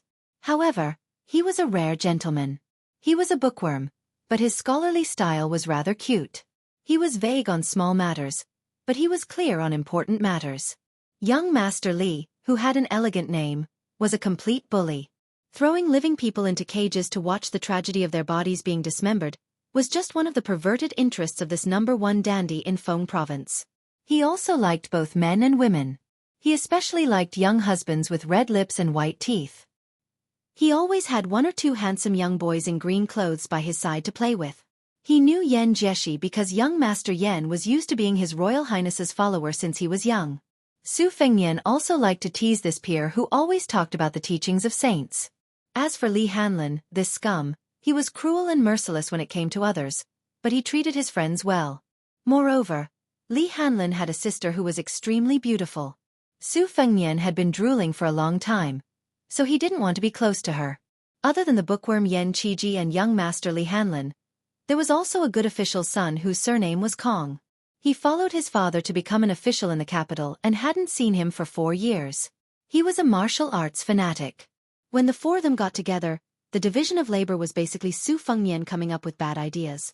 Yen Qiji, who was meticulous, was responsible for cleaning up the mess, and Kong was responsible for martial arts fanatic.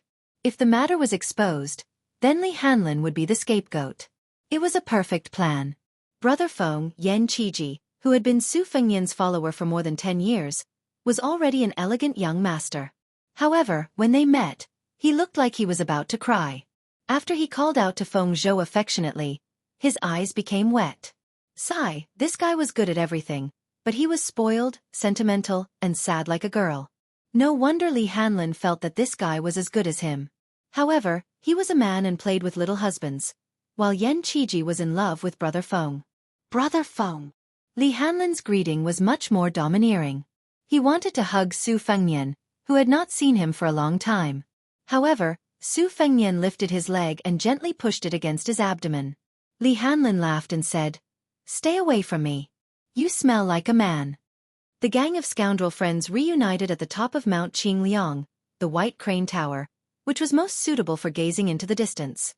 Hanging outside this building was a couplet: "An old friend sent me down to Yongguan, an immortal helped me up to Mount Huangshan." It didn't come from one of those famous calligraphers in the imperial court, whose words were worth 1,000 pieces of gold. Instead, it came from the 8-year-old Su Fengnian. Now, it looked even more childish. However, even though His Royal Highness had improved, the copyist in the Tide Listening Pavilion, who was also His Royal Highness's half-master, said that this was the most unskilled couplet that His Royal Highness had ever written. Both the words and the meaning were the same. Back then, when the Great Pillar State was happy, he copied it and hung it up after meticulously copying it. All these years, there had been no sign of him changing it. Su Fengnian did not talk much about the bitterness and hardships of the past 3 years. He only picked out some fresh anecdotes of the Wulin world and told them to his 2 contemporaries. Listening to him, the 2 of them were shocked and envious. After drinking a pot of wine, Su Fengnian was almost done talking. Yen Qiji and Li Hanlin were still thinking about it. Su Fengnian walked to the corridor and leaned against the railing. He smiled gently and said, "Now you know that you're frogs at the bottom of a well. After I eat chicken, I'll definitely be able to read 10,000 books. I've also walked several thousand li. What about you, Hanlin?" The carefree Li Hanlin scratched his head and said, "Why don't you become a general in the future and kill 10,000 people?" Yen Qiji said disdainfully, "Brute." Li Hanlin stomped his feet and said, "Do you dare to say this to the Great Pillar State?" Yen Qiji was speechless and couldn't refute it. Su Fengnian suggested, "How about we go out for a ride?" Li Hanlin was the first to agree. He said excitedly, "Then you must go to the Purple Gold House. Yu Huakue has not received a single customer for the past 3 years because of you. Her reputation has been overshadowed by a new Huakue." Su Fengnian asked, "Did you bring any money?" Li Hanlin patted his bulging belly and said, "Did you see? This time, I stole 10,000 taels of silver from the secret room. For Brother Feng, I've sacrificed everything. When I go back, I'll accept being grounded." Yen Qiji said mockingly, "Look at you." Li Hanlin was thick-skinned. He laughed and said, "Then you should steal some. Not 10,000 taels, just 1,000 taels. Do you dare? You scholars only know how to talk on paper. When it comes to serious things like scolding and fighting, which time didn't Brother Feng and us do the work? Even if you strip a woman naked, you wouldn't dare to roll on her belly. How dare you say I'm useless?" Yen Qiji's face turned red and he snorted. Every bleak night with the sky as his quilt and the ground as his bed, listening to old Huang's ear-piercing snoring not far away, Su Fengnian, who had changed from complaining to seeking joy in the midst of bitterness, would miss the time when they quarreled with each other. He also remembered the time when they rode on horses by the Nanhuai River, teased innocent people together, sang loudly in the brothel together, caused trouble together, committed sins together, and got drunk together. The three of them said in unison, "Cheers." Chapter 13. The Zijin house was famous, very famous, extremely famous. It was said that when His Majesty came to the northern Liang prince's mansion to avoid the summer heat, he had visited the Zijin house incognito, just to see the beauty of Li Yuan, who deserved to be called the top courtesan of the 4 prefectures that year. Of course, this was just hearsay without any evidence. After Li Yuan disappeared, there was no longer an undisputed courtesan in the 4 prefectures. It was just like 100 flowers blooming. The beauties of the various brothels racked their brains to compete with each other for beauty. This continued until the appearance of Yu Yuwei, whose family had fallen from grace. Women who humiliated themselves would probably not use their real names, so Yu Yuwei's original name was unknown. Her real surname was probably Yu, so she used a homophone. The biggest benefactor of the Zijin house, His Royal Highness, had privately asked this most taboo question in the brothel. Yu Yuwei smiled and did not say anything, but she did not disappoint Su Fengnian too much. She performed a dazzling sword dance that had never been seen before, causing Su Fengnian to be dumbfounded. First, he was stunned, then he was terrified. If it was not for the deaf and mute old monster that was raised by Bailiang Palace standing outside, Su Fengnian, who was not only afraid of death, but also of pain, would have fled long ago. After this, the number of times he went to the Zijin house became less and less, and the doubts in his heart became stronger and stronger. 3 young masters rode on 3 fine horses, galloping wildly on the main road of Lingzhou City, with a large group of guards following behind them. Li Hanlin laughed wildly, feeling unsatisfied. Without Brother Feng these 3 years, his days could not be considered happy. Yan Qiji, who had been dragged into the water countless times, had long accepted his fate. He tried his best to avoid pedestrians. Su Fengnian, the heavenly young master of the 4 prefectures, took the lead. He took off his Zijin crown and simply used a jade hairpin to tie up his hair. He gave up on the cumbersome sword, folding fan, jade bracelet, and so on, appearing even more elegant and handsome. He headed straight for the gentle land of gold and silver. The brothel keeper of the Purple Gold House was also a famous courtesan back in the day. Following the rise of the Purple Gold House, she was too lazy to show her face in public unless there were important guests. Today, however, she hurriedly dressed up and personally went out to welcome the 3 young masters who could do whatever they wanted. The 3 of them dismounted from their horses and handed the reins over to the big tortoise who had been waiting for a long time. Without needing Su Fengnian to say anything, the familiar Li Hanlin took out a banknote worth 500 taels and stuffed it into the neckline of the middle-aged brothel keeper, who was more charming than an entertainer. He laughed strangely and said, "Auntie Han, this young master has never tasted a woman of your age. Why don't you make an exception today? Big Mother Han, do you have the skills to take 10,000 taels of silver from here? This young master has heard that back in the day, you were the best at playing the flute." The brothel keeper stretched out a finger and gently poked Li Hanlin, who had a devilish look on his face. She smiled charmingly and said, "Oh, young Master Li is so elegant this time. As long as you don't mind an old cow eating young grass, Auntie Han will use all kinds of martial arts. Not to mention playing the flute. Even the guanyin sitting upside down on the lotus is very skilled." Although she was teasing Li Hanlin, the brothel keeper's eyes were always on Su Fengnian. Li Hanlin hugged Auntie Han's slender and flexible waist and entered the Purple Gold House with Brother Feng and Yen Shuchai. He laughed softly and said, "Auntie Han, you know my taste. This time I snuck out and didn't have time to bring my errand boy. Do you have a little husband who can train me well? As for you, I suggest you seduce young Master Yen. He is still a virgin. As long as you can torment him until his back hurts and his legs cramp, I will not only give you all the money I have, but also give you 5,000 taels of silver on credit. How about this business? Of course, don't forget to give young Master Yen a small red packet of 66 taels of silver after this." The brothel keeper, who was not young but was not yet old, said charmingly, "If I don't do that, the prefecture overseer will seal up my Purple Gold House."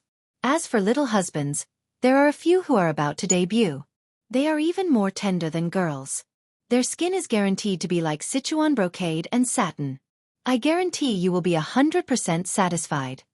Li Hanlin chuckled and said, "Then let's follow the old rules. His Royal Highness will go to Yu Huakuei's place. I will find some fun myself. Auntie Han will find 2 artists who know how to dance for young Master Yen." She pretended to be resentful and said, "Young Master Li, don't you want to have a taste of Auntie Han's tongue?" Li Hanlin slapped her plump buttocks and said, next time, save your energy and then fight Auntie Han for 800 rounds. I must properly experience your 18 kinds of martial arts." Su Fengnian was not surprised by this. He went straight to the backyard and found a courtyard with a single door planted with banana trees. He pushed open the door and entered. Unlike the brothel keeper, Auntie Han, a woman sat in the courtyard and stared blankly at a damaged banana tree. She was only wearing green clothes, and today was no exception. She obviously heard Su Fengnian's chuckle, but she still did not move. She was different from those courtesans who emphasized extravagance. She did not have a personal servant girl to serve her. She even cleaned the room and the courtyard herself. She was a maverick. Among all the prostitutes, she really stood out like a crane among a flock of chickens. On the stone table sat a white cat that was neither fat nor thin. Just like its owner's enchanting figure, it was not appropriate to add or subtract even a bit. The white cat overflowed with spirituality and had a pair of eyes that were as resplendent as rubies. When it stared at people, it made people feel that it was absurd and strange. The most clever thing was that this pet with snow-white fur was called Wu Mainyang. Su Fengnian sat beside her and said softly, "I just returned to Lingzhou and slept my fill. I immediately came out to see you." Yu Huakuei stretched out her slender hand and stroked Wu Mainyang's head.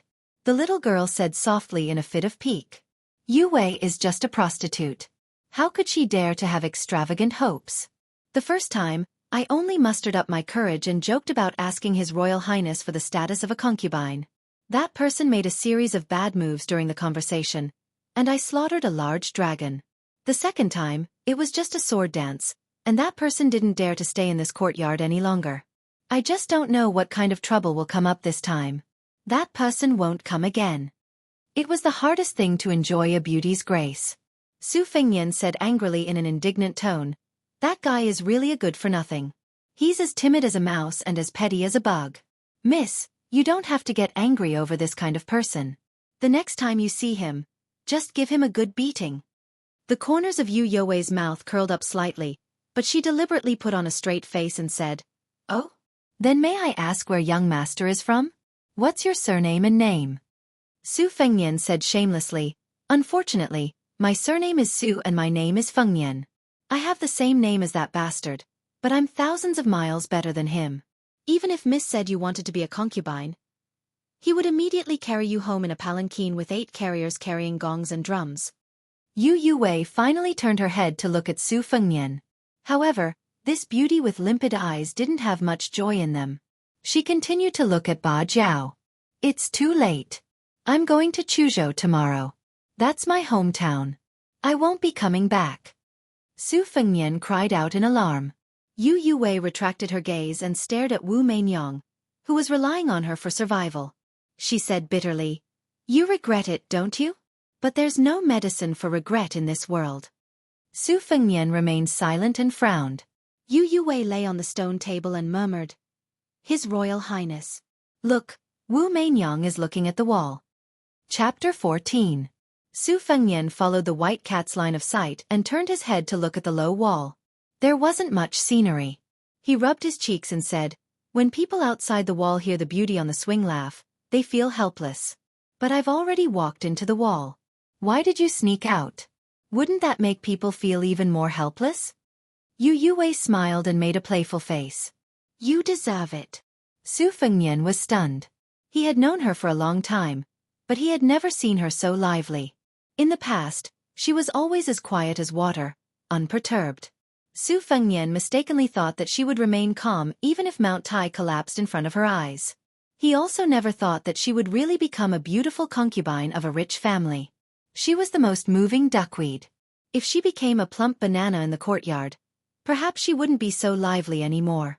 In his heart, Su Fengnian cursed himself for being an art-farer who had learned all the bad things from his ruffian father. This old man had purposely placed a book he had written, Half a Lifetime on the Horse, in the tide-listening pavilion. He had placed it next to the famous works of the art of war. What a shameless fuss!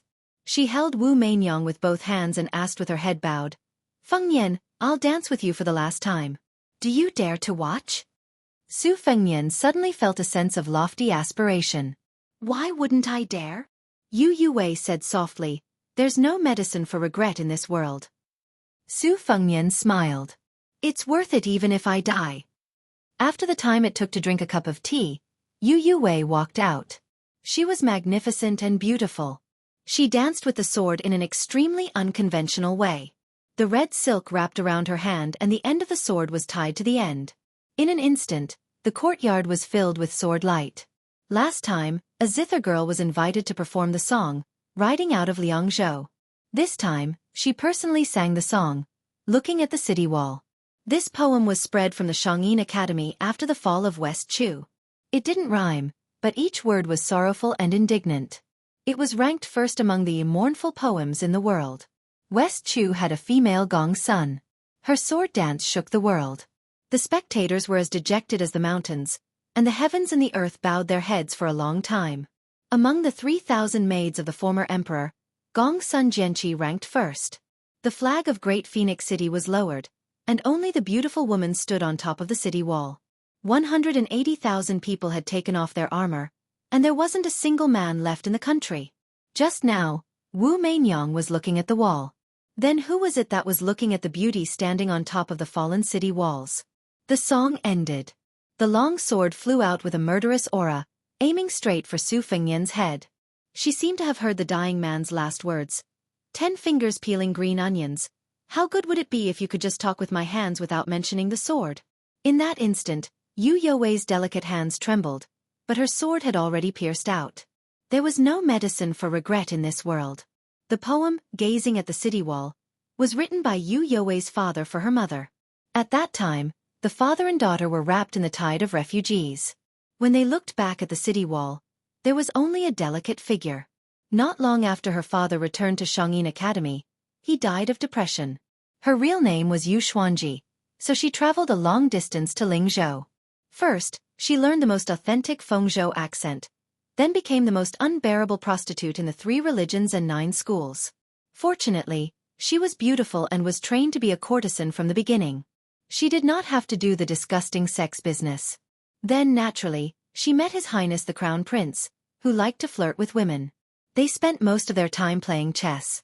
This butcher's son was really unlike his father.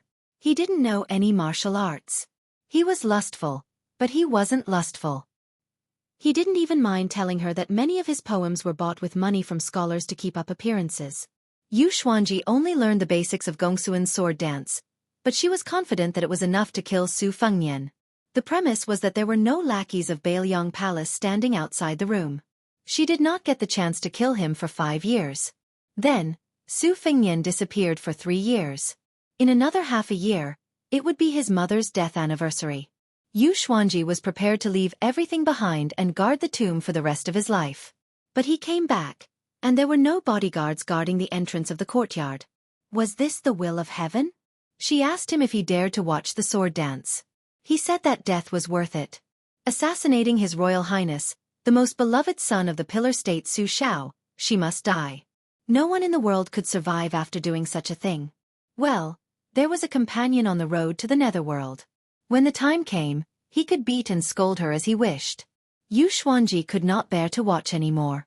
There was a clang. The sword that was an inch away from Su Fengnian's forehead broke into 2. Yu Xuanji opened her eyes in a daze. She did not know when, but there was a woman in a white robe in the courtyard. Even she had to praise her beauty. Failed the assassination? Yu Xuanji did not know if she was sad or lucky. She still had a sword in her hand, which was originally meant to kill herself to escape the humiliation. She raised her hand and was ready to slit her throat and die a clean death. Unfortunately, Wu Mainyong was going to become a stray cat. That man also said that when the snow covered the ground, standing in the tide-listening pavilion of the prince's mansion, one could see the most beautiful scenery. How beautiful was the most beautiful? Without Su Fengnian saying anything, Yu Xuanji, who was determined to be a dead man, was grabbed by the peach blossom-like woman with one hand and snatched the sword away. With a casual toss, She cut off a large piece of banana leaves. That was not enough. She hit Yu Huakuei's abdomen with her knee, making this pitiful beauty bow like a shrimp. Su Fengnian wanted to mutter, "Why does a beauty have to make things difficult for another beauty?" But after witnessing the ruthlessness of the white fox's face, he tactfully kept his mouth shut. Then, he saw the dazed Yu Wei. Although Su Fengnian was certain that he would not die here, he could not help but want to curse her, "Bitch!" and then rush up to her and give her 17 or 18 slaps. But he thought to himself, a little impatience will spoil the great plan of sharing the same bed. He exhaled a mouthful of foul air. Outside the 4 provinces of the Cold Land, it was easier for Su Fengnian to die than to live. But in the Cold Land, it was much more difficult to die than to live. You bunch of assassins are like carps crossing the river. Do you really think that my father, who is the pillar of the country and the king of Bailiang, is an embroidered pillow? Moreover, Su Fengnian had experienced the hardships of being at the bottom of society for the past 3 years. His mind had matured a lot. Back then, he was only puzzled by Yu Huakuei's inexplicable sword dance. He was now hanging out with his father, Yuan Zuozong, and a group of first-class martial artists who had walked on the battlefield every day. His Royal Highness did not know martial arts, but even if he had never eaten pork, he had seen pigs run. When he returned to Lingzhou, he had made up his mind to take the risk and confirm what medicine Yu Wei had in her gourd. If it was an aphrodisiac, that would be the best. He could take it home and enjoy it. If it was a poison, he could survive it. But as for the result, what else could a man who had suppressed his anger for 3 years do to a beautiful woman who he wanted to pounce on in her sleep? The only unexpected thing was that the one who made the move was White Fox's face. She was not the most powerful and domineering master in the residence that he had told his father in advance. Of course, looking at the situation, even if White Fox's face was not that high, it was quite high. Su Fengnian said shamelessly, "White Fox's face, do you have any techniques to make her lose her resistance? Like sealing her acupoints or something like that?" White Fox's face nodded and said, "There is something even simpler." She directly chopped Yu Huakuei's fair neck with her hand and knocked her unconscious. Su Fengnian's face stiffened. He ran over to check her breathing. After confirming that she was not dead, he sneered proudly. When he raised his head to look, White Fox's face had already disappeared. She indeed had the demeanor of a master. Su Fengnian carried the delicate body on his shoulder and carried it out of Zijin Tower. On this day, the news of His Royal Highness forced himself on Yu Huakuei began to spread like wildfire in Lingzhou City. Chapter 15. The rich playboys in Lingzhou City were in awe of His Highness' domineering attitude. After 3 years of seclusion, he had just returned to Lingzhou for a few days and he had already desecrated Yu Huakuei. Su Fengnian carried the lame assassin, whose real name was Yu Xuanji, back to the prince's mansion, followed by Li Hanlin, whose clothes were disheveled. Yan Qiji did not like to visit prostitutes. Just now, he was sitting upright and still, chatting with the elegant Hongmian in the building. When he saw Brother Feng carrying Yu Huakuei out after staying in the banana courtyard for a while, he secretly praised him for his domineering attitude. When they arrived at the prince's mansion, Li Hanlin took Yan Qiji to the White Dragon House. Su Fengnian threw Yu Wei onto the big bed in the inner room. He took a handful of satin and tied her hands and feet. Still worried, he tied another layer. He rummaged through the drawers and found the jade mud powder that Li Hanlin had used in the flower field. It was of a higher level than the knockout drugs and softening powder that were commonly used by flower thieves in Jianghu. The woman would be clear-headed after taking it, but her body would be as soft as a warm jade. It would be difficult for her to commit suicide by biting her tongue, but it would not stop her from moaning. After melting it in a wine cup, he pried open Yu Wei's mouth and poured it in. After that, Su Fengnian gave her a slap. A bright red handprint appeared on her tender cheeks. She did not wake up. Su Fengnian slapped her again and finally woke her up. Yu Xuanji opened her eyes. She did not struggle or resist. She closed her eyes again and softly said something that almost made Su Fengnian fly into a rage. "His Royal Highness, move faster. I'll just pretend that I was bitten by a beast." Su Fengnian bent down and caressed her cold face that was red from the slap. He said with pity like a lover, "Does it hurt?" Yu Xuanji remained motionless. Su Fengnian did not put on any pretense. He picked up a book of erotic paintings that he had prepared in advance and drew them on silk. Accompanied by erotic words and intimate sentences, The paintings were vivid and lifelike. He flipped open one of the paintings and explained how to play with a delicate foot. Su Fengnian removed Yu Xuanji's socks. His movements did not stop as he said, "The delicate foot must be in the center. The length of the foot must be perfect, and there must not be one, and there must not be two. Yue, your jade-like feet are so comfortable to touch. When winter comes, you'll be able to help me warm my bed. This leg, ah." The erotic paintings say that it has the best features of a woman's curved eyebrows, the tips of her fingers, the roundness of her breasts, the color of her lips, and the privacy of her private parts. Do you think I should play with it for an hour or two? Yu Xuanji had a pair of beautiful feet that could be said to be of the highest quality. In the 5 years since she entered the profession, she did not need to work. She soaked in fragrant baths every day and took good care of every inch of her body. Because of the instinctive nervousness caused by Su Fengnian's teasing, the backs of her feet were curved like crescent moons. Su Fengnian was indeed a man of his word. When he said he would play with her for 2 hours, he did it. Especially when he stretched out a finger and stroked between Yu Huakuei's 2 jade-like toes, he could clearly feel her suppressed trembling. Next, he climbed up and caressed Yu Xuanji's legs with the last layer of underwear between them. Her legs were slender and white. She was so elegant when she played with the sword. As expected, her legs were full of elasticity. After another hour, he did not take off his doo-doo to get straight to the point. Instead, he took off his clothes and lay down beside Yu Xuanji. He sucked on her earlobe.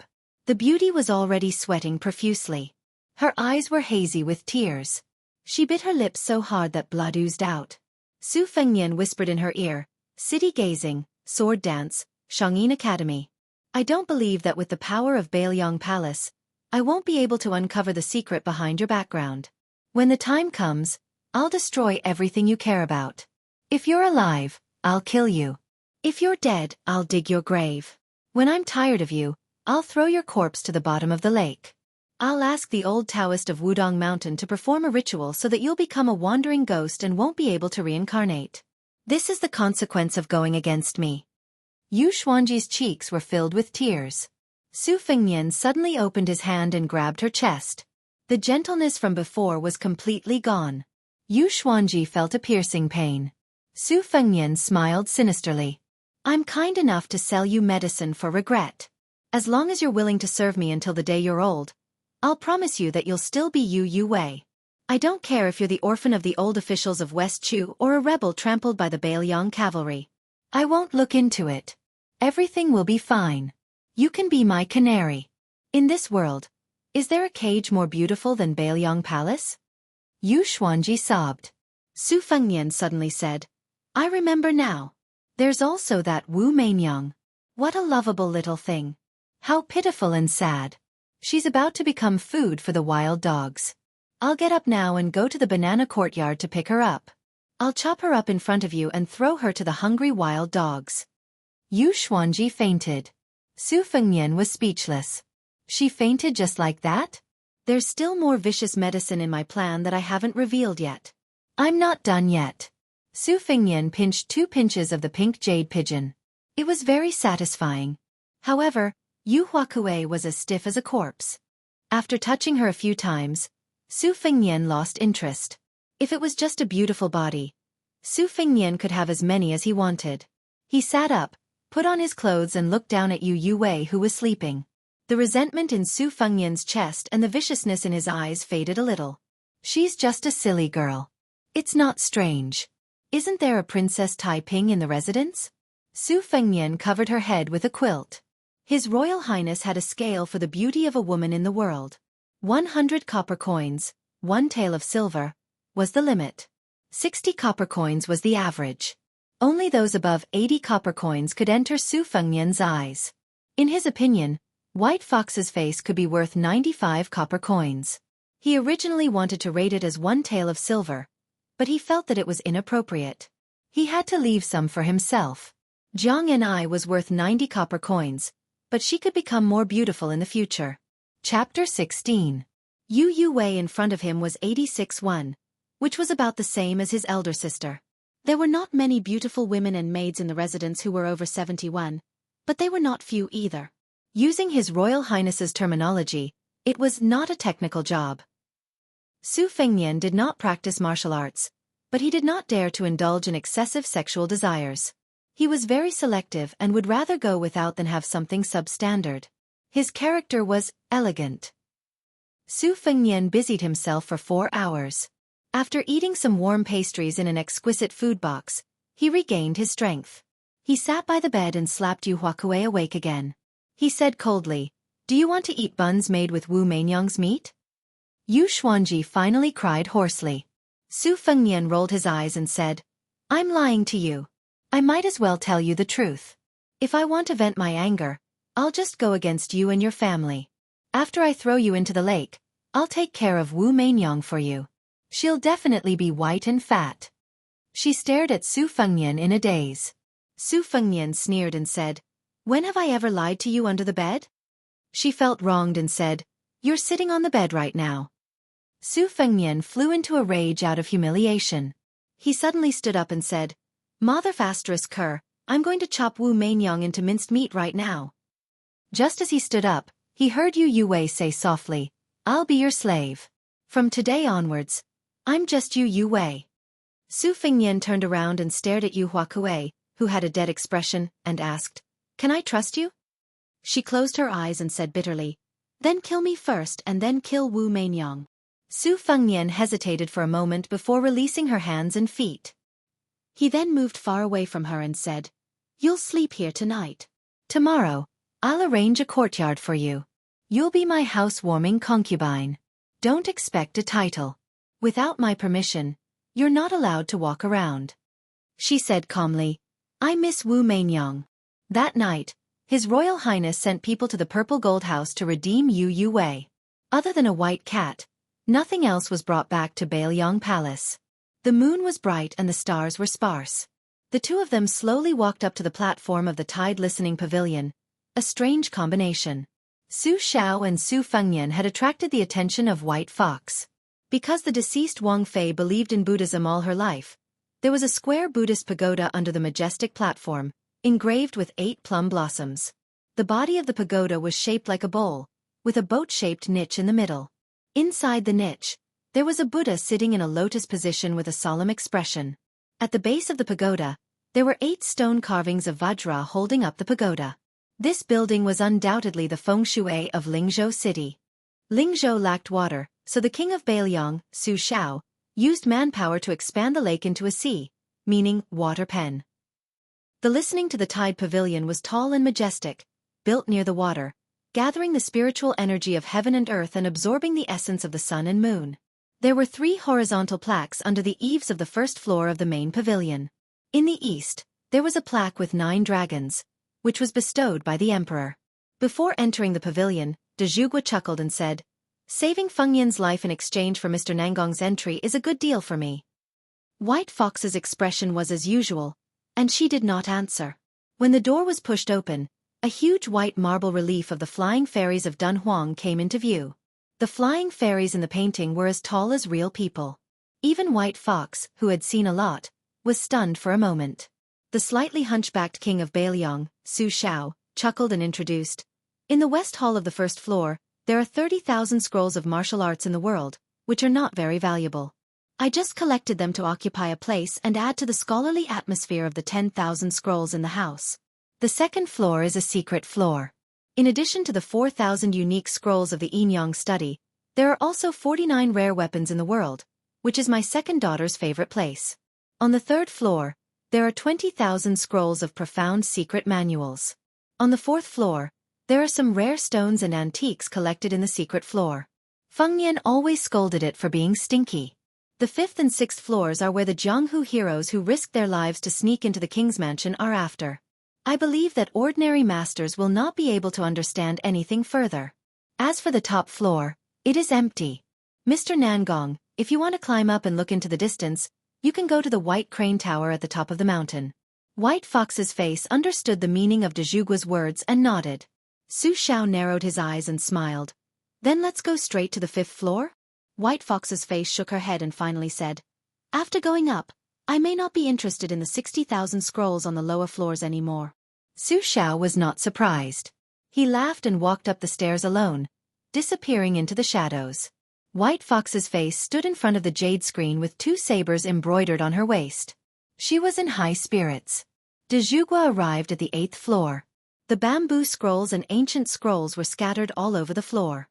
There was a long red sandalwood table with a flickering candle lamp on it. There was a green gourd with wine in the corner. A red string was tied to the mouth of the gourd and a skinny arm.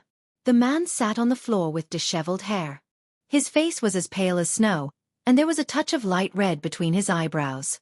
If one looked closely, it looked like an upside-down red phoenix eye. He was dressed in a linen robe and sat barefoot with his legs crossed. Dejugua Su Xiao picked up a dozen bamboo scrolls and put them neatly. Only then did he have a place to sit down. He apologized. "I came in a hurry and forgot to bring wine. I'll ask Feng Yan to make it up later."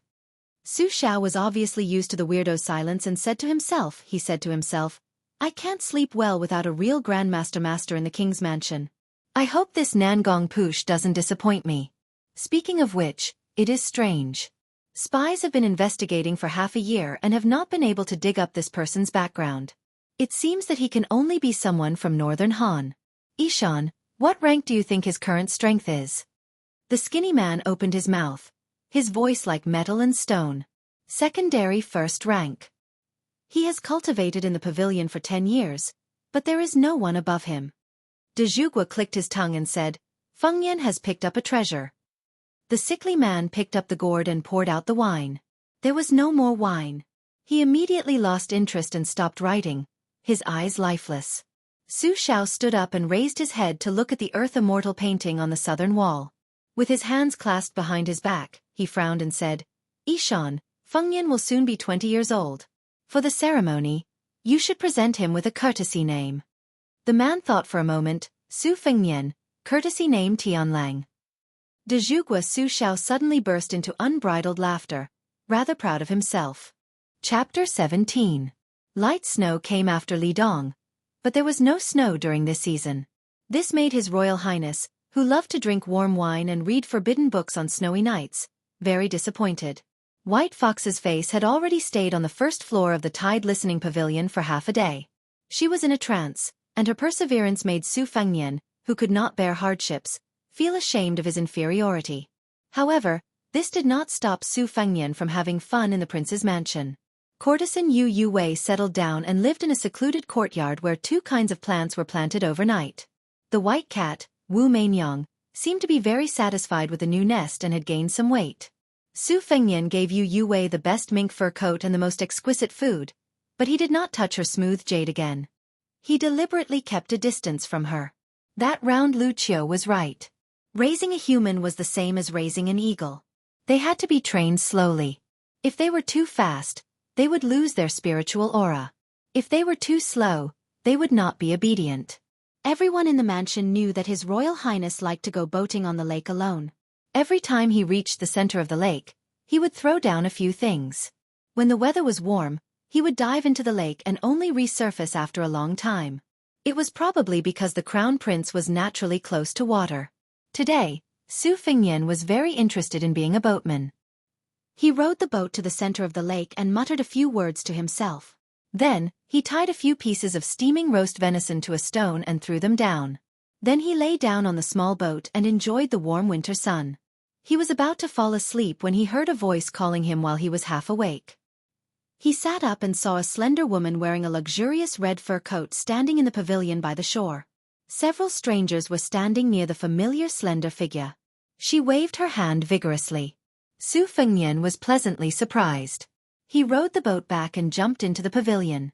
In the end, he was hugged by the woman. Her fragrant lips nibbled on Su Fengyan's face.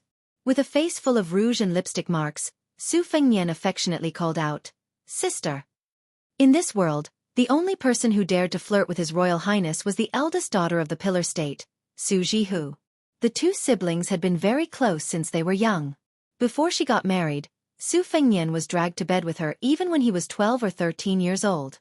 If it was said that the king of Bailiang, Su Xiao, was the most protective of Su Fengyan, and Su Longxiang was the most obedient, then Su Fengyan was definitely the one who doted on him the most. As soon as Su Jihu received a letter from his father saying that his younger brother had returned to the city, he immediately rushed back to his mother's home with a group of servants. With tears in her eyes, She pinched her brother's cheeks, touched his head, and rubbed his shoulders. She even slapped Su Fengnian's but heavily without any scruples. Finally, she habitually reached for her brother's crotch. Su Fengnian said with a bitter face, "Sister, it's very good here. There's no need to check it. There are outsiders. These two people, who are they?" In the pavilion, other than the maidservants and nannies who were frightened by Su Jihu's ruthless and strange style, there were also two outsiders. They were both outstanding and handsome. One wore a green robe and held a sword, handsome and elegant. The other was tall and sturdy, with a face full of righteousness. Su Jihu smiled sweetly and pointed, "This is Cui Gongzi of the Cui family of Qinghe. His swordsmanship is outstanding." On the way, sister met some bandits who didn't know their place. It was Cui Gongzi who led the family troops to chase them away. This is Zheng Gongzi, chivalrous and righteous. He is very famous in the Guanzhong area. They are both sisters' benefactors. The two bowed together and said, "Greetings to His Royal Highness." Su Fengnian smiled and said, "Since you are my sister's benefactor, then you are my benefactor as well. Do you have any martial arts techniques that you want to practice? There are quite a lot of books here. I'll get someone to bring you a few." The elegant-looking Cui Gongzi's eyes were burning, but he concealed it well and evaded. The wandering hero Zheng Gongzi, on the other hand, was not interested. Su Fengnian scolded, pretentious, and stupid in his heart, but his expression was still warm. He said a bunch of polite words. Su Jihu did not find it boring. In her eyes, her brother was the most perfect. Even when he fell flat on his face while learning from a horse, it was still a very elegant posture. Su Fengnian waved his hand and called Jiang Ni over. He had her lead the two Gongzi to walk around the mansion. Then he dismissed all the servants, leaving only the sister and brother who had not seen each other for many years. Su Fengnian said bluntly, "Sister, this Cui Gongzi's appearance is not bad, but his heart is not good. He is the same kind of person as me. Don't be cheated of your money and body. As for that Luo Bao, he is either really stupid or very shrewd. He is not a good person either. You can play with them, but don't use your true feelings." Su Jihu stretched out a finger and pointed at Su Fengnian's forehead. She smiled charmingly and said, "Do you think I need you to teach me? When it comes to men, I only need to glance at them to know whether the bird in their pants is big or small, good or bad."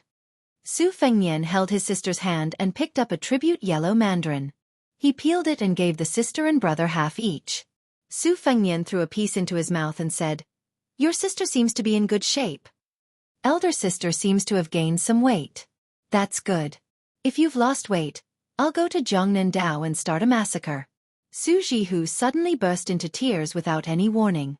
Su Fengnian thought that his sister had been bullied over there. He gritted his teeth and said, "Sister, tell me who made you unhappy. I will bring people to kill them." Su Jihu wiped her tears and stopped crying after a long time.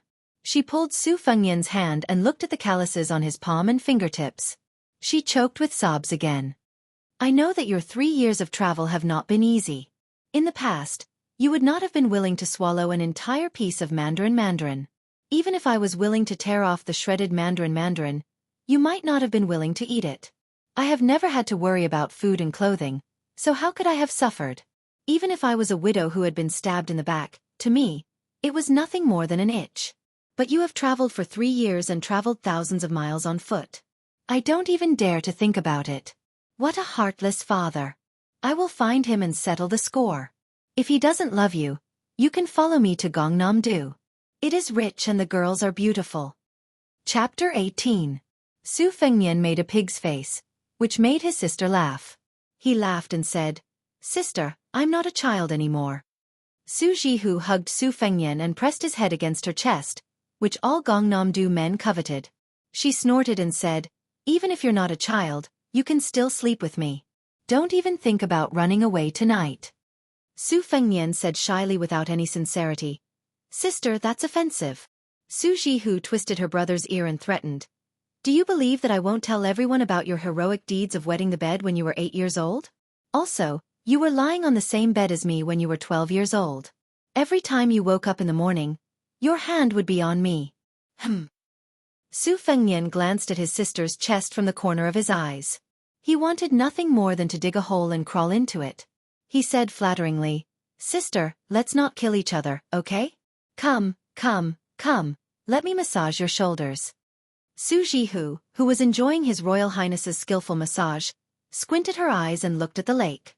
She sighed and said, "When you came back, Huang Mana left. I don't know if it's because I left, but that girl came. The four of us never had a reunion." Su Fengnian asked, "Sister, when it snows, do you want to go to Wudong Mountain and enjoy the scenery?" Su Jihu smiled and said, "Since that heartless coward asked for the heavenly Tao, I'll just let him be alone for the rest of his life. I'm not so shameless as to beg him. If you didn't mention it, I would have forgotten that there was such a person." Su Fengnian said, "Oh, and didn't touch on the pot that didn't boil." Su Jihu fiercely kissed Su Fengnian's face and sweetly said, "Elder sister is narrow-minded and has a narrow vision. Therefore, as long as younger brother is around, all men in the world are vulgar things that cannot be seen." Su Fengnian pretended to be sad and said, "It's a pity that we're siblings." Su Jihu twisted his ear and scolded him, "Stupid." When a woman got married, it was like spilled water. There was heavy snow during the heavy snowfall. No matter how reluctant she was to leave, half a day of reunion passed by in a flash. Her sister, Su Jihu, finally decided to return to Gangnam-do. She said that it was snowing and that she would not be able to bear to leave if she did not leave now. That day, Su Fengnian sent him off for 30 li on horseback, and then rode alone back to the city. Returning to the Wang Fu, Su Fengnian, who was in a bad mood, called his maidservant Jiang Ni and concubine Yu Yuwei to the lakeside pavilion to admire the snow. The surface of the lake had long been frozen, but heavy snowflakes continued to pour down, covering the vast expanse of white land. Su Fengnian shook his head, stood up, and drank a mouthful of warm wine to warm his stomach. He muttered something that no one understood. "Old Lake Kuei, don't freeze to death at the bottom." Su Fengnian turned to look at the tide-listening pavilion across the lake. White Fox's face had not shown up for a long time. Inside, she was reading the vast martial arts scroll. Was she well? Finally, he looked in the direction of Mount Wudong. Su Fengnian did not understand those martial artists who spent their whole lives pursuing the great realm of martial arts. As for those lunatics who pursued the illusory and supreme way of the heavens, he did not understand at all. He only knew that if that young Taoist who rode the green ox was willing to nod his head, his sister would be happy. Therefore, Su Fengnian did not have the slightest good impression of Mount Wudong, which had been passed down for thousands of years. His sister was narrow-minded, but he was narrow-minded. Su Fengnian poured a cup of warm wine for Jiang Ni and handed it to her. She responded with a sneer. It was true that she was the princess of a fallen country, and her master even said that she was the favored one who carried the world's fortune. However, in Bailiang Palace, she was only a female servant. She had to follow the rules for food, clothing, housing, and transportation. Therefore, she shivered in her thin clothes and glanced at the fog of wine several times.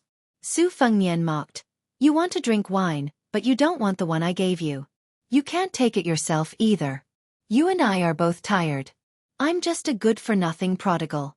If you have the ability, go assassinate His Majesty the Emperor or my father. What kind of hero are you to make life difficult for me?" Jiang Ni said coldly, "I'm just a weak woman. I only have a handful of divine talismans. I can only kill you. If I don't kill you, who else can I kill?" Su Fengnian was speechless. He drank a mouthful of wine and curled his lips. "Scoundrel. We're a good match." Jiang Ni simply closed her eyes to rest. Yu Yuwei, who was holding Wu Mainyong in her arms, was very curious about the identity of this beautiful female servant. A white rainbow flew out of the pavilion. It landed in the lake not far from the tide-listening pavilion. For the first time, the white-robed White Fox's face pulled out the embroidered winter, spring, and thunder blades at the same time. The embroidered winter blade was 3 feet and 2 inches long and weighed 5 kilograms. The person who made the blade did not seek sharpness. On the contrary, he sought to blunt the blade. The spring thunderblade was 2 feet and 4 inches long and weighed only 1 kilogram and 3 kilograms. Its entire body was bluish-purple. It could easily cut through heavy armor. The embroidered winter blade rolled up 1,000 layers of snow. It was as if the heavy snow in the world was moving like a shadow, slanting toward the white-robed person who was moving swiftly on the lake. It was majestic and magnificent. The spring thunderblade was cold.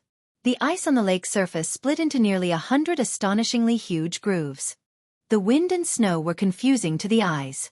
Su Fengnian, who had just picked up a cucumber and was gnawing on it, froze. He stared at the person and the two blades in the lake as if he was looking at an immortal.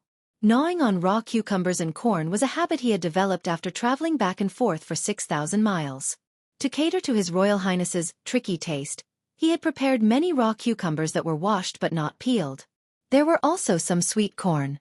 It was not a small expense to play with these things in this season. Jiang and I murmured, "What a beautiful woman!" Compared to the female servant who had no lethality except for a divine talisman, Yu Wei, who had roughly learned the sword and had stayed in Shangyin Academy for some years, had better eyesight. The handsome person who was moving with the blade in the lake was definitely the most outstanding bladesman. The scenery in front of her was not inferior to the sword dance she saw when she was young. The white shadow moved forward in the snow. The two blades were incomparably powerful. Su Fengnian took a bite of the cucumber and said cheerfully, "This is the demeanor of a grandmaster." The wind and snow in the lake suddenly stopped. A resheathed short blade was thrown out. It drew a mysterious arc and stabbed into the snow in front of Su Fengnian. This year, during the heavy snow season, White Fox abandoned a spring thunder and went up to the second floor. Chapter 19. Yu Wei went into seclusion again. As soon as she stepped into the tide-listening pavilion, the surface of the lake shattered completely. Not only that, the entire lake began to sway and countless koi fish leaped out of the water. Yu Wei was in a trance. Shangyin Academy taught all kinds of things, except for ghosts and gods. However, Yu Wei did not believe that the strange scene in front of her was beyond human power. Even Jiang and I, who was used to seeing thousands of koi in the sky, frowned and could not figure out the reason. Su Fengnian pondered for a while and cursed under his breath. He threw the cucumber into the lake. The coachman Huang ran over with his hands in his sleeves. He was probably here to join in the fun. This old servant had a special status in the prince's mansion. He had no relatives or friends. However, because he had been raising horses for His Royal Highness and Second Commandery Princess for many years, even the sinister butler Shen would slow down and nod when he saw the old coachman.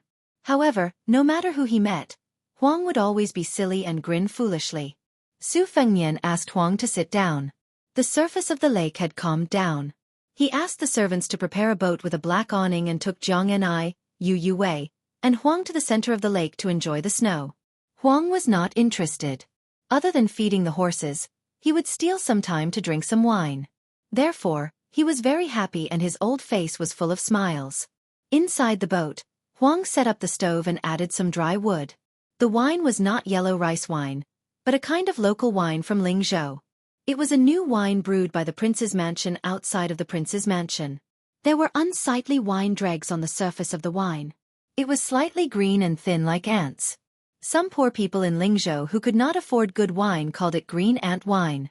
They did not pay much attention to it, but the pillar state liked it. The green ant wine became famous because of the first line of Younger Brother Appreciating the Snow, written by the second commandery princess of Bailiang Palace when she was 10 years old.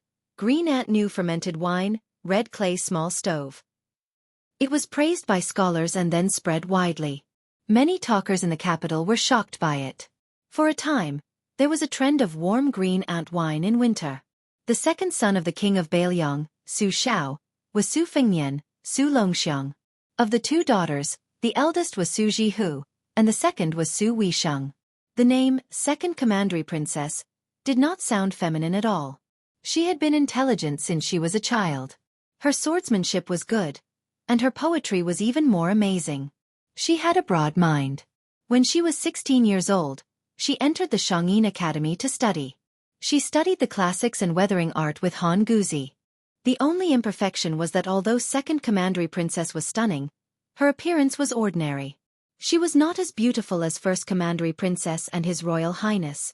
Jiang and I still did not drink because she hated the green ant wine. She hated everything related to that woman. Her hatred was second only to Su Fengnian. Yu Wei drank a few bowls, and Su Fengnian and old Huang drank the rest. The atmosphere at the tide-listening pavilion was tense as if they were facing a formidable enemy. De Zhugua, who was wearing a thick fox fur coat, waved his hand when he saw them boarding the boat. The 6 or 7 shadow masters in the mansion slowly retreated, and 3 of the 5 guards came out. Su Fengnian, who was drunk, pointed at Jiang and I and then at Yu Wei. He laughed and said, "You and you, we have no grudges against each other, but you make it so that we can't live under the same sky." Kill me? Sure, Jiang and I. Take out the divine talisman and I'll let you stab me. I'd like to see if my Wukuei armor is sturdier or your dagger is sharper. Why don't we make a bet? If you win, we don't need to talk about the result. If I win, you give me a smile. What do you think, Princess Taiping? Is this a good deal? Jiang and I narrowed her beautiful eyes, eager to try. Jiang. Divine talisman. Princess Taiping. Yu Wei, whose mother was a sword attendant of the former emperor and whose father was a retired official in West Chu, trembled her hand, causing Wu Meinyang to yell lazily in her arms. Su Fengnian threw away the golden fox fur coat and tore open the lapel inside, revealing the navy blue armor that he was reluctant to take off after returning from his travels. He opened his chest and said, "Come, stab me." Jiang and I was hesitating, waiting for an opportunity like a leopard cub. Old Huang was not worried about bleeding. The eldest young master had suffered a loss because of his lack of Jianghu experience. Later he became more and more cunning. In the end, she gave up the tempting opportunity and sneered, "You'll do a losing deal? I'd rather believe in a ghost than you." Su Fengnian quickly put on his clothes and put on the fox fur coat again. He laughed and said, Fortunately. I was so scared that I broke out in a cold sweat. As expected, I can't drink too much wine. Old Huang, go row the boat. Let's go back and save our lives from the gates of hell." Jiang Ni's eyes were full of vexation. Old Huang was happy with the young master. When they got ashore, Jiang and I left resentfully. Yu Wei did not put on the mink fur coat he sent to the courtyard. Instead, she gave her the fox fur coat that was the only luxurious one in the entire prince's mansion. She patted Wu Meinyang's head and said casually, "You learned the Fengzhou accent to fool people, but in the banana courtyard, a small test exposed you. On the boat, a half-real and half-fake Princess Taiping of West Chu hooked your foxtail. Yu Wei, you're really not suitable to be an assassin. In the future, you should be content to be a caged canary. Look, I didn't lie to you. There's an extremely beautiful snowy scenery here." After saying this, Su Fengnian shouted the jargon of the bandits. "The wind is tight, let's go." Then he ran away with his servant, Old Huang. Yu Wei, who was wearing the golden fur coat, stood in place. It was hard to tell whether she was wearing the fox fur coat or the wind and snow. In the 6th year of the Liang dynasty, on the 28th of the lunar calendar, the king of Beiliang, Su Shao, and the crown prince, Su Fengnian, set out at dawn. Except for Chen Zhibao and Chu Lushan, the other 4 adopted sons followed. 300 cavalrymen majestically headed for Mount Jiuhua in Kunzu. Chapter 20. Although this mountain was the place of Ksitigarbha Bodhisattva, the Liang dynasty had always worshipped Taoism and suppressed Buddhism. Mount Jiuhua was located in a remote area and there were no temples or Buddhas to worship. Most importantly, De Zhuguo had deliberately expelled random believers, making Mount Jiuhua seem particularly lonely. There was a 1,000 Buddha pavilion at the top of the mountain with a huge bell on the roof. The ringing of the bell here was very particular. It was rung 108 times a day, not more, not less. There were also bells in the morning and evening. Each time, it would be rung 18 times, then 18 times, then 18 times at a leisurely pace. It was repeated twice, a total of 108 times a day, which corresponded to the 24 solar terms and 72 climates in the 12th month of the year. After the death of the princess, Su Shao, who had never taken a concubine in his life, even made up his mind to never marry again. Every year, he would personally come to 1,000 Buddha Pavilion at the top of the mountain and ring the bell in the morning and evening. Before entering the mountain gate, everyone tacitly took off their armor and dismounted. Su Shao and Su Fengnian walked side by side. The 4 adopted sons, Yuan Zuozong, Yi Shizhen, Yao Jian and Qi Dangua kept a distance, not daring to cross the line. Among the 4, Zhuo Xiong was the vanguard general who could easily take the head of a general in the midst of thousands of troops. His martial arts were superb, and he was also outstanding in marching troops. Yi Shizhen was a Confucian general who was good at scheming and strategizing behind the scenes. He was the opposite of Lu Qiu, who liked to scheme behind the scenes. Yao Jian was from a side branch of Taoism and was good at searching for dragons. He always carried a green capsule scripture of geography, with him and liked to squat on the ground and chew the soil when he was free. Chi Dangwa was the bearer of the Bailiang cavalry's flag with the word, Su. As for the head of the six, Chen Jibao, he was known as the villain butcher. His achievements in his life could be seen from a single leaf. That night, the six of them stayed at the ancient temple at the top of the mountain. On the 29th day of the lunar calendar, De Zhugua Su Xiao rang the bell 108 times. Before going down the mountain, Su Xiao and Su Fengnian stood in the corridor of Thousand Buddha Pavilion at dusk. De Zhugua said softly, "After your coronation, you will be the one to ring the bell in the future." Su Fengnian nodded. The mountain wind suddenly rose, and the sea of clouds drifted away in the twilight. The mountain ranges and ridges were like immortal islands in the sea. The mountain wind rose again, and they were hidden in the waves of the sea of clouds. The atmosphere was majestic. Occasionally, dozens of mushroom-shaped cloud pillars would be stirred up from the sea of clouds. They would soar into the sky and slowly fall down, turning into wisps of floating clouds. This was a unique scene of Mount Jiuhua. Su Xiao stretched out his hand and pointed at the mysterious scene. Very few people can live a smooth life for decades. Ups and downs are the norm. The few officials in the imperial court who already have one foot in the coffin are no exception. Your father's glory and splendor was obtained through countless gambles, so the most taboo was for others to say that the higher one climbs, the harder one falls. He was afraid that if he fell, he would implicate the few of you and not be able to get up.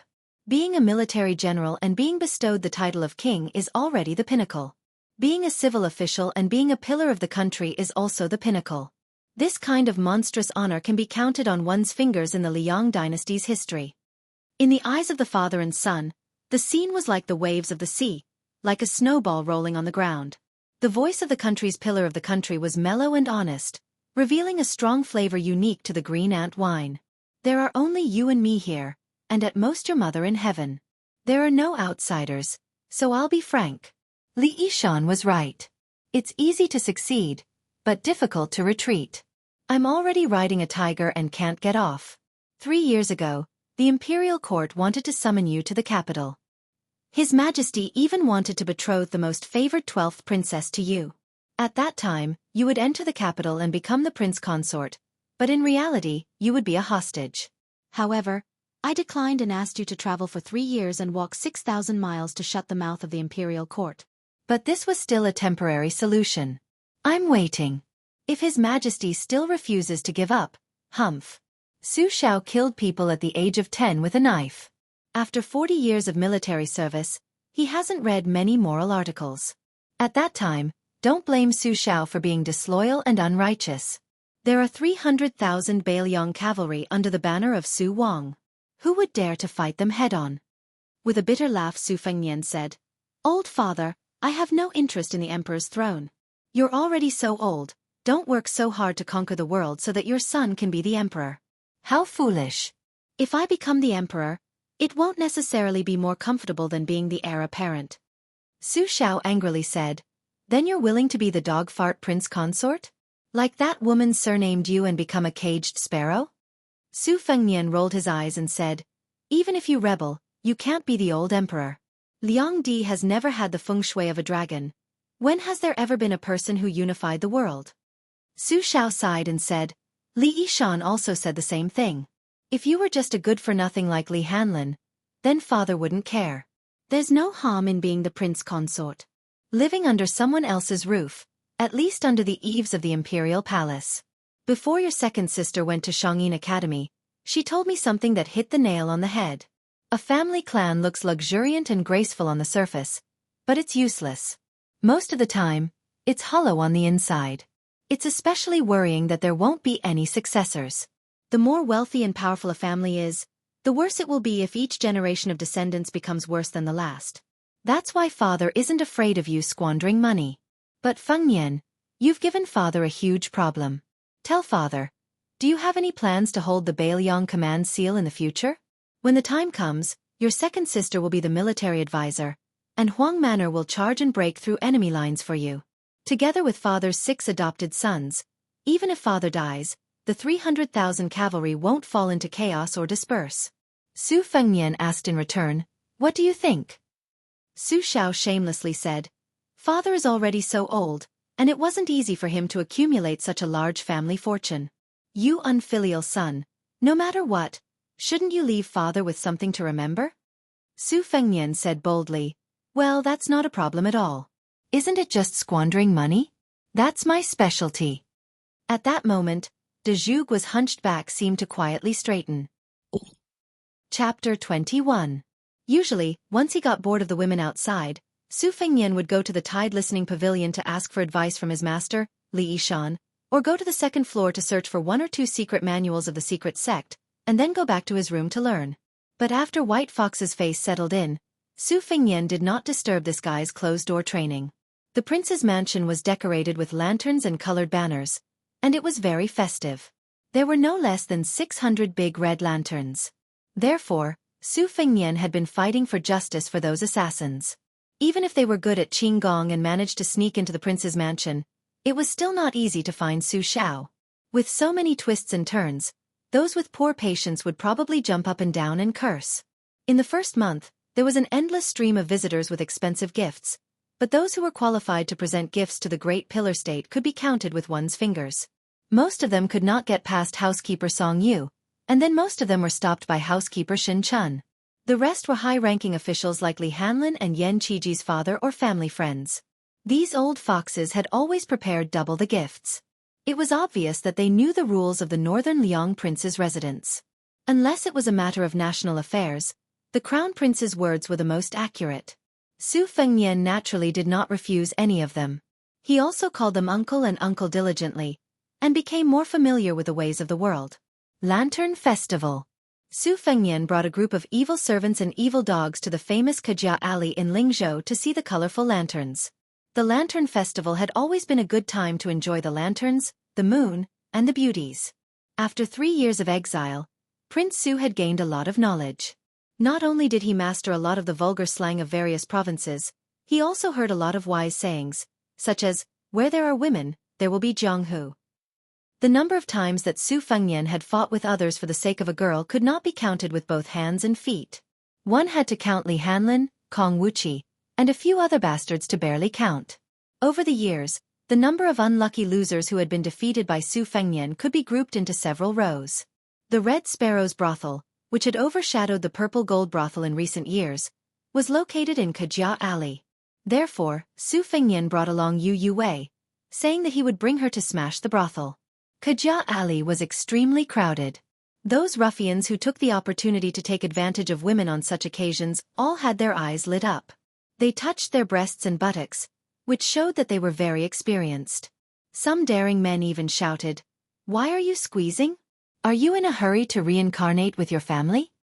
While they were pushing the women in front of them. If they were lucky enough to meet a coquettish woman in heat, they might even cooperate with them. Life was full of all kinds of weird and motley things. When Su Fengnian was young, he often did this kind of thing with Li Hanlin. However, at that time, when his sisters turned around and saw that he was an elegant and handsome youth, most of them did not care. No matter where Su Fengnian went, they automatically made a path for him. No one was brave enough to take advantage of Yu Yokue. Su Fengnian was not interested in guessing riddles, but a couple in front of him had piqued his interest. The young man was dressed luxuriously. He was wearing a bright red and gold tunic with azure and silver embroidered sleeves. There was a suet jade belt around his waist, but he did not carry a sword. The woman had a graceful figure, and her back was graceful. She did not speak much, and it was the man who did the talking. "Sister Fan, you women are all made of water, and the rest of the men are made of mud. Therefore when I see women, I feel refreshed, but when I see men, I feel turbid and pungent. Sister Fan, when will you agree to let me eat the rouge on your mouth?" When Su Fengnian heard this, he was annoyed. "Damn it, Coffin Ghost." He sped up without saying anything and kicked the young master's butt. He was a weak man, so he fell forward in an instant. Su Fengnian followed and stomped on him. The young master did not have time to shout before Su Fengnian kicked him in the mouth. His extremely beautiful face was immediately covered in blood and dust. Su Fengnian did not stop moving his feet. He laughed and said, "Don't you think that a body made of mud is unbearably filthy? Aren't you also made of mud? Why don't you go hang yourself? You still want to eat a woman's rouge? Do you want to eat tea?" The evil slaves, who wished for the world to be in chaos, cheered loudly. They praised His Royal Highness as if he was even more vigorous and lively than the world's #1 expert. Sister Fan, who was mentioned by the handsome young master, was at a loss. Her limpid eyes widened, and she held her chest, looking delicate and pitiful. Su Fengnian was tired of stomping, so the next step was naturally to release the dogs and evil slaves. He ordered, "Throw this guy into the cesspool." The 2 evil slaves, who were used to doing dirty things, walked over with a sinister smile. They each lifted a leg and dragged the elegant and refined young master away from Kajia Alley. Sister Fan's tears were sparkling, and she said in a trembling voice, "Brother Lin was last year's 3rd place in the imperial examination." 3rd place? Su Fengnian turned to face the sickly young lady. The difference in treatment was like heaven and earth. He smiled gently and said, "Sister Fan, it's good to be the top scholar. Otherwise, you're not worthy of this young master's famous Zhonghu deadly 18 kicks." The young lady seemed to be frightened. She held her chest and gasped for breath. Her face was pale. Su Fengnian originally wanted to ask where the young lady was from, but seeing the situation, he did not want to scare the young lady. He only advised her, "Sister Fan, when Lin Tanhua climbs out of the cesspool, tell him to stop eating rouge. Be careful that he doesn't become the rabbit master of Fengzhou's Li Hanlin." Then, he took Yu Wei, who did not know whether to laugh or cry, and the proud evil slaves and left. When the Red Sparrow brothel heard that His Royal Highness was coming, they trembled with fear like mice seeing a cat. Su Fengnian did not enter the brothel. He only had one of the evil slaves take out a seal from the government and run over to stick it on the red lacquer door. The brothel keeper of the Red Sparrow brothel, who was known as Lingzhou's #1 brothel keeper, walked over to Su Fengnian as if her parents had died. She wiped away her tears and carefully asked, "His Royal Highness, what is the reason for this? If the Red Sparrow brothel has not treated you well, Your Highness can just kick me a few times." "Your Highness, please wait a moment. The Red Sparrow brothel will immediately have a few courtesans dress Your Highness." Su Fengnian sneered with a straight face. "I've heard that 3 years ago when I was just a few dozen miles away from Lingzhou, the Red Sparrow's brothel celebrated without restraint until dawn. I've heard that the entire Nanhuai River is fragrant. Can you drink 100 jars of fine wine? Could you earn 100,000 taels of silver?" The brothel keeper explained with a sad face. "Your Highness, please understand. The Red Sparrow brothel is only a small business. How could we dare to refuse a guest?"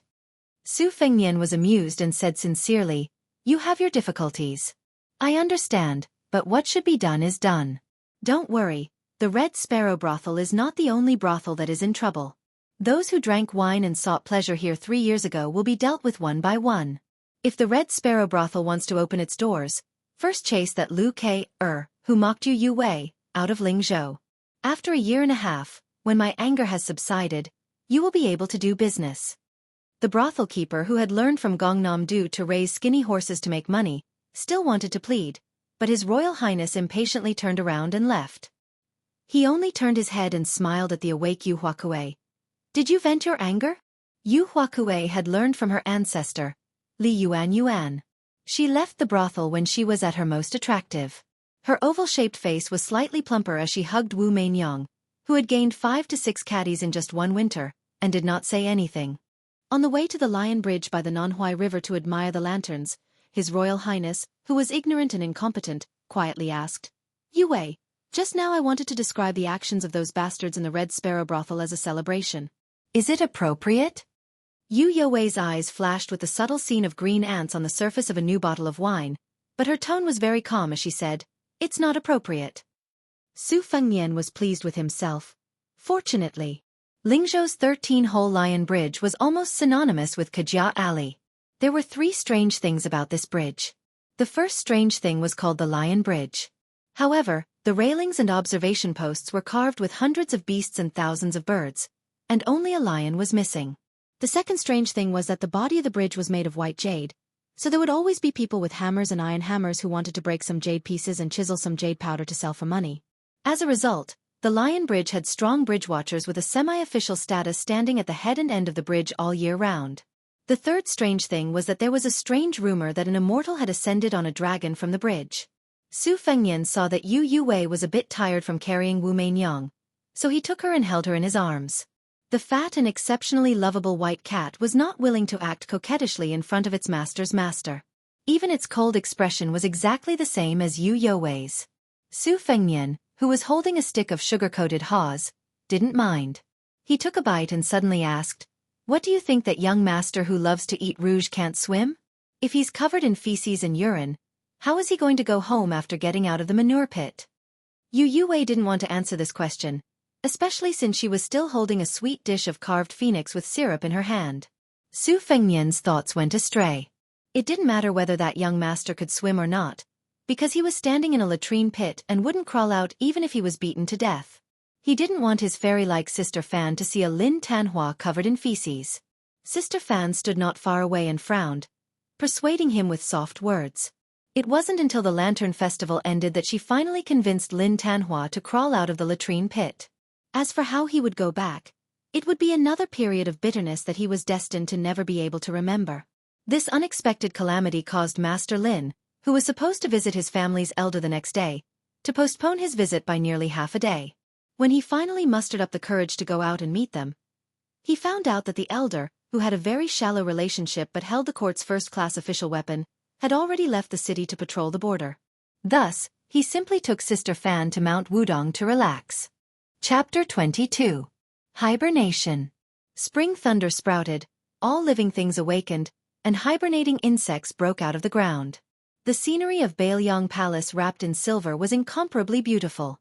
The prince's mansion in the warm spring was also charming and gentle, with thousands of pink trees, peaches, and white pears, overflowing with spring. At noon, Su Fengnian came to the lakeside alone. He rowed a boat to the center of the lake, took off his outer garment, took a deep breath, and jumped into the dark green lake. This lake was flowing water, far clearer than ordinary lakes. Su Fengnian held his breath as he dove into the lake, but he was still some distance away from the bottom. He resurfaced and dove again. After repeating this 3 or 4 times, he was completely confident that he could reach the bottom of the lake. Only then did he continue to dive. The lake was rather deep. Logically speaking, a slightly deeper lake should be completely dark and unable to see anything. However, the mystery lay in the fact that this lake regularly removed silt. At the center of the lake, there was a huge luminous pearl that shone as bright as day. Su Fengnian held his breath as he hovered at the bottom of the lake. The scene in front of him was enough to be written into any fairy tale that would leave the common people speechless. A water kuei, about 3 meters tall, sat cross-legged in the silt.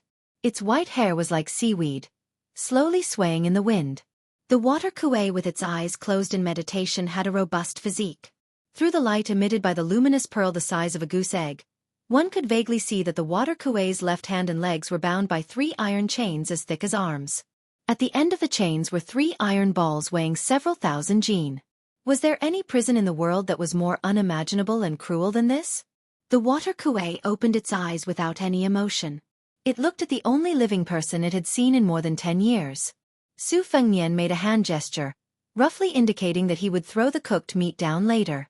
The huge monster opened its mouth and sucked a koi into its mouth. It directly tore at the koi, causing its blood to seep out of its mouth. In a few moments, the fat red koi was swallowed whole. Su Fengnian's face turned from red to green. He couldn't hold on for much longer. After a moment of hesitation, he made a series of hand gestures that only he and Hu Kuei could understand. The old man, who looked more like a demon than a living person, widened his eyes and stared at Su Fengnian with sharp eyes, as if he was doubting and judging something. After being isolated from the outside world for so long, the old man's thinking was very slow, but Su Fengnian couldn't wait any longer.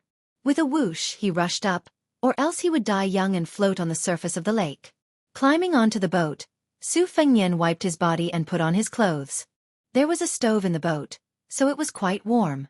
Su Fengnian waited for a moment, but the surface of the lake was as calm as a mirror. Su Fengnian felt a little regretful, so he retracted his gaze and glanced at the spring thunder dagger given to him by White Fox. Placing it on his knees, he stroked the scabbard and sighed. "Daughter of Spring Thunder, it seems that you have no place to use your skills. That old man is willing to stay down there like a coward. Let's see if I will still give him meat to eat in the future." When he was young, Su Fengnian had cramps while playing in the water and almost sank to the bottom of the lake. The old man, who ate live fish at the bottom of the lake day after day and year after year, did not swallow Su Fengnian alive. Instead, he used his supernatural power to lift His Royal Highness out of the bottom of the lake. Since then, Su Fengnian had developed the habit of throwing cooked meat into the lake as a way to repay his kindness. When he was in a bad mood, he would also dive to the bottom of the lake and look at the old man sitting at the bottom of the lake. He would feel that life was actually very beautiful. At first, he thought that the old man was a demon who was punished by the heavens, but when he grew up, he realized that he was a human who also needed to eat. However, Su Fengnian couldn't figure out how to breathe under the lake for more than 10 years. Wouldn't he suffocate to death? Then what realm did his inner strength reach? For this reason, Su Fengnian specially went to the Tide Listening Pavilion and flipped through the ancient martial arts books about holding one's breath. He only found the 2 words, embryonic breathing, in a Taoist secret scripture that corresponded relatively well. However, Su Fengnian was no stranger to Mount Wudong. He had never heard of any expert on the mountain who could achieve such a wonderful black tortoise fixation. His Royal Highness, who did not have a good impression of Taoist priests, believed that the Taoist scriptures, pulse stops, qi stops, embryonic growth begins, and, if you want to live forever, your spirit and qi must converge, were just words used by the immortals to deceive the world. His master, Li Yishan, had clearly said that there were no ghosts or gods in the world. The limit for a Taoist priest was to abstain from eating for 3 years. There was absolutely no possibility of ascending to immortality. His Royal Highness, who had left in high spirits but returned in disappointment, carried the spring thunder ashore. He took out his saber and chopped off 4 or 5 willow branches full of yellow buds. He wrapped them around his head and swung the spring thunder back and forth in a leisurely stroll. Outside the prince's mansion, a handsome man with a face as delicate as a peach petal threw himself at the nameplate. The gatekeeper of the prince's mansion had long trained his discerning eyes. He immediately weighed the weight of the nameplate in his hand. He lowered his head and took a closer look. It was the young master of the Lin family from the Chao kingdom of Hudong. This family was not considered a first-rate aristocratic family in the dynasty, but it had some connections with the prince's mansion. The Lin family's eldest son originally had the opportunity to marry the eldest princess, so the gatekeeper did not dare to neglect him. He withdrew his initial coldness and smiled slightly. He asked the young master to wait for a moment and immediately went to report. The young master of the Lin family had become a scenery along the way. Her delicate body could not be considered extremely beautiful, but the aura she exuded was a rare charm in the valiant cold land. It was unknown whether it was because she was weak or because she was walking too fast, but her smooth forehead was covered in sweat. The young master of the Lin family felt sorry for her, but he really did not have the courage to mention it to the housekeeper of the mansion. The Lin family from the Chao kingdom of Hudong was not at the top of the county. Compared to the colossus of the Bailiang Palace, they were not even worth mentioning. As the saying goes, the Prime Minister's gatekeeper is a third-rank official. Even though he had taken 3rd place in the imperial examination last year and had seen all the flowers in the capital with the top scholar and 2nd place on horseback, when he came to the Bailiang Palace, he did not dare to be arrogant. Chapter 23. The 2nd-ranked steward led them to the Phoenix Rites Pavilion and walked along the lakeside path. As a result, the 3rd-ranked steward saw someone he definitely did not want to see. That person slowly walked over. He was wearing a fox fur coat and looked extremely wealthy. However, he wore a willow headband and was playing with a simple dagger. To be able to stroll around in the strict hierarchy of Bailiang Palace, it was His Royal Highness, who spent all his time reading forbidden books. When Su Fengnian saw Lin Tanhua, who had been thrown into the cesspool, he gave the steward a look to keep quiet. He quickened his pace and said with a smile, "Third ranker, have you come to eat rouge? Did you not eat enough during the Lantern Festival?" Lin Tanhua, who did not know Su Fengnian's background, asked timidly, "You are?" Su Fengnian deliberately put on an arrogant and disgusting look and said with a pretentious face, "I am His Royal Highness's study partner." Lin Tanhua, who originally thought that he had met a local tyrant of an aristocratic family during the Lantern Festival, was relieved. His expression was awkward. Although the bastard in front of him was not a descendant of a rich family, he was close to His Highness. Even if Lin Tanhua did not know much about worldly affairs, he still knew the pros and cons.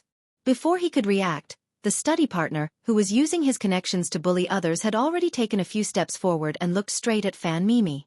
He completely ignored Lin Tanhua and said softly, "Mimi Fan, it's fate. Let me take you on a tour of the prince's mansion." At the Tide Listening Pavilion, You can see tens of thousands of koi fish jumping over the dragon's gate. After saying these polite words, Su Fengnian reached out to hold Fan Mimi's small hand. Lin Tanhua, who was full of heroism, quickly stood between the two and glared at them. Su Fengnian smiled and threatened her softly. You who eats rouge, don't fail to appreciate my kindness. Since I'm His Royal Highness's study partner, it wouldn't be difficult for me to feed you 6 or 7 boxes of rouge. Or, if I put in a little more effort, it's possible that you'll be rejected. Think about it. The man who came in third was pale. It was rare for him to act like a man. He refused to move, which made Su Fengnian have a whole new level of respect for him. The elegant Miss Fan sighed softly. She squeezed out a smile and comforted. Brother Lin, it's fine.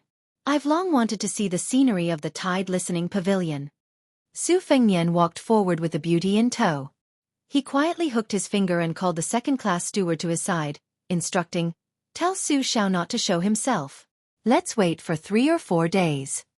The steward, whose back was facing the young master and young mistress, said flatteringly in a low voice. I know. It definitely won't affect His Royal Highness's important matters. Su Fengnian said softly, I'll reward you later. The steward smiled like a flower. Thank you for your reward, Your Highness. Su Fengnian patted him on the shoulder and led Fan Mimi, who was like a lamb in a tiger's den, to the embankment across the lake. He even took the initiative to put the willow ring on her head and threw a look of protest at the grief-stricken Lin Tanhua. On the embankment, which was named Colorful Z, there were many orioles and swallows brushing past Su Fengnian. They were just as quick-witted as the steward. With just one look from Su Fengnian, they knew that His Royal Highness was starting to tease the freshly minted girls again. Bailiang Palace not only had many servants, but there were also quite a number of officials who had received favors from the Great Pillar State. Each of them worked like an ox or a horse for the king of Bailiang's residence in Wutong'an, where Su Fengnian lived. The female servants were divided into 4 classes. There were 2 first-class maidservants. One of them was naturally fragrant and specialized in warming His Royal Highness's bed. The other was in charge of raising snow-white spear falcons for Su Fengnian. There were 4 second-class maidservants. One of them was skilled in poetry, calligraphy, and was especially good at writing beautiful characters. She was in charge of adding incense to His Royal Highness's bed. The other 3 had also been strictly influenced by music and singing since they were young. The third-class maidservants were in charge of simple chores such as watering the flowers and setting up the tea stove. The fourth-class maidservants were in charge of menial chores such as cleaning the courtyard. Of these women, other than the first-class maidservants who were in charge of warming His Royal Highness's bed, the rest of them were all around 71 in beauty. If Su Fengnian wanted to eat rouge, he could eat until he was full at any time. As if feeling depressed, Fan Mimi softly asked, Does young master use the blade? Su Fengnian shamelessly said, I have diligently practiced the blade for 10 years. My blade skills are only at a small level. In order to prove that he had practiced the blade for many years, Su Fengnian performed a mighty sweeping move. In the end, he accidentally threw the spring thunder, which almost fell into the lake. Fan Mimi smiled and considerately tilted her head to look into the distance. Su Fengnian picked up the sacred weapon of the blade that had met with an unworthy owner. He didn't feel embarrassed at all and explained that it was an accident. When they arrived at the base of the Tide Listening Pavilion, Fan Mimi looked at the 3 plaques under the eaves. One was the 9-dragon plaque inscribed by the late emperor, the other was the plaque Grand and Magnificent, written by great masters, and the other plaques with a phoenix coming and fighting bull. On the contrary, she wasn't particularly moved by the beautiful sight of koi fish tossing bait. It was quite different from the young ladies and daughters who had been abducted by Su Fengnian in the past. Su Fengnian thought that it would be better if it was different. Always eating shark's fin and bird's nest would spoil his appetite. Occasionally eating autumn base and winter bamboo shoots would whet his appetite. Just as Su Fengnian was enjoying the beautiful appearance of the girl beside him, a strange phenomenon occurred. The lake water began to boil and undulate, exactly the same as that snowy day. Su Fengnian was pleasantly surprised. He waved his hand and had a servant lead the shocked Fan Mimi to the Phoenix Rites Pavilion. He also ordered everyone at the lakeside to leave. After doing all this, Su Fengnian hurriedly ran to the small ferry where the black awning boat was parked. Carrying the spring thunder saber that could cut iron like mud, he jumped onto the boat. Just as he was about to row the boat, He saw old Huang swaying his old body as thin as a bamboo pole and rushing over. He was even carrying the long cloth pouch that had once caused Su Fengnian so much suffering. Inside it was a rosewood box that was nearly 4 feet long. Su Fengnian rolled his eyes. What was this old Huang doing? What if the old man at the bottom of the lake turned hostile and refused to recognize him? Would the master and servant compete to see who could escape faster? After old Huang boarded the small boat, Su Fengnian rowed to the center of the lake. His palms were sweaty. His Royal Highness had always been a good gambler. This time he was going to bet big. Chapter 24. If Su Fengnian said that he was not afraid at all, he would be lying to himself. However, Su Fengnian believed in his intuition. The old man who had been trapped at the bottom of the lake for more than 10 years would not make things difficult for him. After all, they had interacted for so many years. Su Fengnian had thrown countless chicken drumsticks and barbecued meat into the lake. He would dive down every few days during spring and summer to get familiar with the old man. No matter what, they had a bit of friendship. Su Fengnian did not mention this matter to his father, Su Xiao. He believed that both father and son were well aware that Su Fengnian was at most grateful for saving his life. Even if he released this trapped monster from the lake, if Su de Zhugua became angry, he would at most be whipped. Moreover, Su Fengnian was also curious about the strength of the capable people in Bailiang Palace. He also wanted to know if the old man who could survive for more than 10 years was a master on the level of the top 10 masters in the world. Su Fengnian pretended to be calm and said, "Old Huang, do you know what I'm going to do? Why are you following me? Can you swim? Don't drown." The old servant smiled shyly and did not say anything. He seemed to feel that the bag was heavy. He shook his small body and lifted the wooden box a few inches. When he reached the center of the lake, Su Fengnian pulled out the purple spring thunder from the simple scabbard that was not as beautiful as the embroidered winter. He took a deep breath and threw the blade down with all his strength. After a while, there was still no movement. Su Fengnian almost cursed out loud. He thought to himself that it wouldn't be like drawing water with a bamboo basket again, and that he would have to jump down to retrieve the saber. Old Huang slowly moved to the bow of the boat and did not move at all. Su Fengnian said helplessly, "Old Huang, don't pretend to be an expert in front of me. Do you think I don't know how strong you are?" Old Huang turned his head and laughed. Su Fengnian glared at him and said, "What are you laughing at? You think you're so great because you don't have front teeth." In an instant, the rise and fall of the lake was more intense and terrifying than any of the previous waves. It was as if the world was about to be turned upside down. Hiding in the boat, Su Fengnian's first thought was to call for old Huang to retreat. Then, of course, he would let his father's men clean up the mess. He was His Royal Highness, who could even make spring thunder attack with total annihilation, so he couldn't be so stupid as to compete with old man. But very quickly Su Fengnian sensed the strangeness of the small boat with a black awning. The waves on the lake were frightening, but the old coachman, who had been traveling for 3 years and would run away whenever he encountered danger, lightly stamped his foot, and the swaying boat instantly became as solid as a boulder, motionless. Old Huang did not forget to turn his head and grin. He stretched out his hand and gestured that he was about the same height as Su Fengnian. The general meaning was that he was a master of this height. Su Fengnian did not know whether to laugh or cry. "Old Huang, you still have the mood to be carefree right now. Don't wait until you're beaten up by old man. You don't have front teeth to begin with." A gray figure leapt down from the winding corridor on the 3rd floor of the Tide Listening Pavilion. He landed on one foot and with a bounce, his figure gracefully swept into the lake. Su Fengnian subconsciously raised his hand, only to find that there was no cucumber in his hand to chew on. He felt a bit regretful. A good show was about to begin. The Tide Listening Pavilion was what the people of Zhonghu referred to as the armory. There were 5 servants guarding the pavilion. Su Fengnian had been familiar with them since he was young, so much so that he would find a corner to pee in when he needed to. He called them uncle and grandpa politely. The person guarding the 3rd floor of the Tide Listening Pavilion was a Taoist master. He was the founder of the way of Judumi, one of the 3 great orthodoxies. According to his master, Li Yishan, he was proficient in Chimen Duanjia. He was a genuine second-stage mystic enlightening cultivator. He was only willing to enter the pavilion as a servant for the sole copy of the Deed of Thorough Comprehension in the Tide Listening Pavilion. When Su Fengnian was young, he was tired of climbing stairs and often had the old man carry him. The old Taoist of Judumi wore a gray wide-sleeved Taoist robe. After jumping into the lake, he gracefully dashed forward like a dragonfly skimming the surface of the water. He rolled up his sleeves and sent 2 water pillars straight to the center of the lake.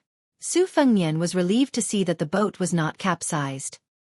He clicked his tongue in wonder and said, "Grandpa Wei's skills are so formidable. If I had known, I would have brought him along on my travels. Those bandits would have been beaten to a pulp." When old Huang heard His Royal Highness's words, he turned his head with a bitter expression on his old face. Su Fengnian did not want old Huang, who had been running around with him for 3 years, to be sad. He smiled and said, "No matter how powerful Grandpa Wei is, he can't be compared to you, old Huang, who can steal birds' nests and fish.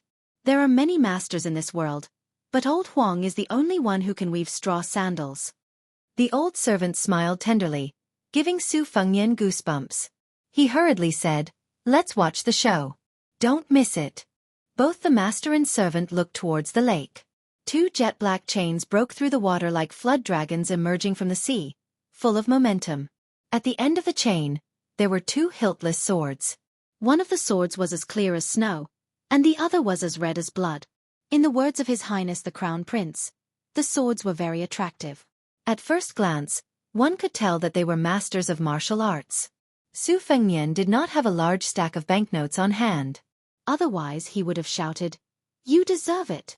The 2 blades broke through the 2 water dragons that old Taoist Mi had sent out, shattering them on the spot.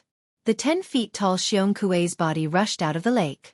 Without the restraint of the copper balls at the bottom of the lake, the white-haired Xiong Kuei who appeared out of nowhere laughed wildly, almost breaking Su Fengnian's eardrums. With a swing of the chains, he drew an arc in the air. The scarlet blade chopped towards the old Taoist. The blade's momentum was peerlessly tyrannical. It cut through the air, bringing with it a whistling wind. Old Taoist Wei lightly shouted. He stepped on the water with 1 foot, stirring up 1,000 layers of waves that shot towards the long blade. The waves were cut in half. The huge blade was like a hot knife through butter. The old Taoist shook his sleeve, attempting to block this biting cold blade that he had never seen before in his life. However, it was futile. The wide sleeve of his Taoist robe was instantly shattered. He was defeated in 1 move. Chapter 25. His figure flew backward and fell into the lake. No one knew if he was dead or alive. It turned out that the old man in the lake also carried a blade. Both he and Bai Hure had 2-handed blades. One blew snow and the other raised waves. Which one was more powerful? Su Fengnian, whose eyes were blurred, clicked his tongue and said, "Is this old man invincible? If I had known that masters were so powerful, I would have listened to Su Zhao's advice and practiced martial arts." Old Huang turned his head and shook his head with a silly smile. "Not invincible, not invincible." Su Fengnian looked at him attentively. He saw that the chains on the old man's hands were rooted in his bones and connected together. It was not an ordinary binding. This was too terrifying. Who would be so obsessed with martial arts and conceited to the point of becoming one with the blade? What if the blade was controlled by someone? Wouldn't it be extremely painful? Old Kuei leaped into a pavilion with 2 locks and 2 sabers. He waved his sabers lightly, and the pavilion, which had cost him quite a lot of silver, collapsed with a loud rumble, almost turning into fine powder. Old Kuei looked up to the sky and laughed loudly, his white hair fluttering in the wind, making him look like a llama. The remaining 4 guards of the tide-listening pavilion moved together. They formed a triangle and stood far away with a solemn expression.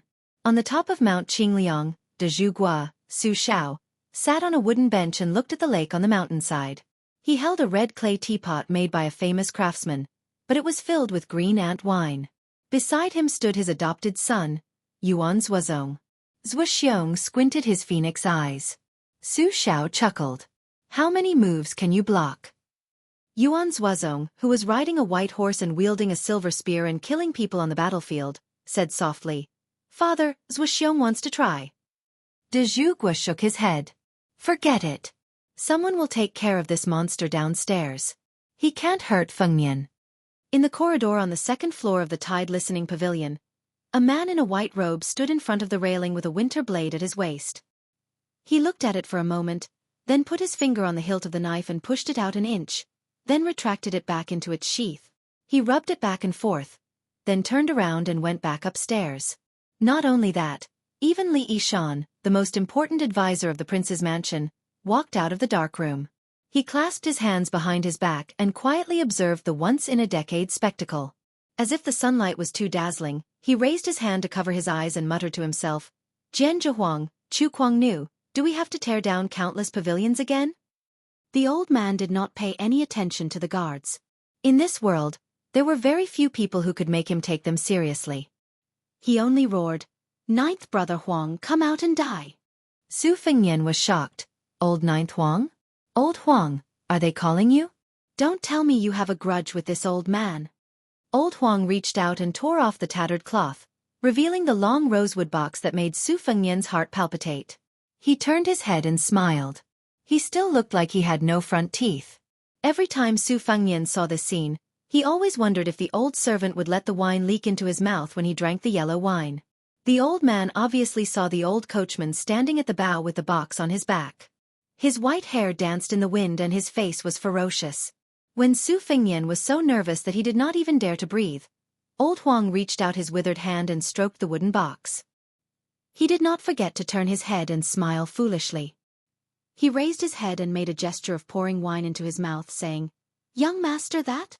Su Fengnian laughed angrily. "Look at you. Don't you have the demeanor of a master? If you really win by stepping on dog shit, I'll treat you to 100 jars of Dragon Cliff Sunken Vat yellow wine." The coachman, who was called Old Ninth Huang by Old Kuei and Jian Zhihuang by Li Yishan, smiled faintly. In that instant, Su Fengnian's eyes seemed to be dazzled. Old Huang was no longer simple and foolish. Instead, it was replaced by an indescribable feeling. He only felt that this old servant, who was as immovable as a mountain, was actually more arrogant than Old Kuei, who carried a saber. Among the 3 large plaques in the Tide Listening Pavilion, one of them was Qi Rush Fighting Bull. It referred to the supreme sword aura that existed only in ancient records and was in fact purely illusory. Su Fengnian thought that if this old Huang really knew how to wield the sword, he would be worthy of a big white, 2 big whites, and even 1,000 big whites. What a scoundrel! Old Huang didn't move, but the wooden box hummed like a dragon's cry. It wasn't ear-piercing, but it shook one's soul. Su Fengnian was dumbfounded. Could it be that this old Huang who had been stealing chickens and touching dogs with him for 3 years was really an expert? Sword 1. Old Huang, who had been silently reciting these 2 words, stepped lightly on the bow of the boat. Su Fengnian's small boat with a black awning moved back toward the shore. It was abnormally stable. The small boat gently glided backward, creating ripples in the water. Su Fengnian gazed at old Huang's skinny figure in the distance as he walked on the waves. The side of the red sandalwood box opened, and a long sword rushed out of it. De Zhugua, who had stood up on the mountain peak, and Li Yishan, who was in the Tide Listening Pavilion, said at the same time, "Sword 1, Dragon Snake." The old man with the blade laughed impudently. Good, good, good.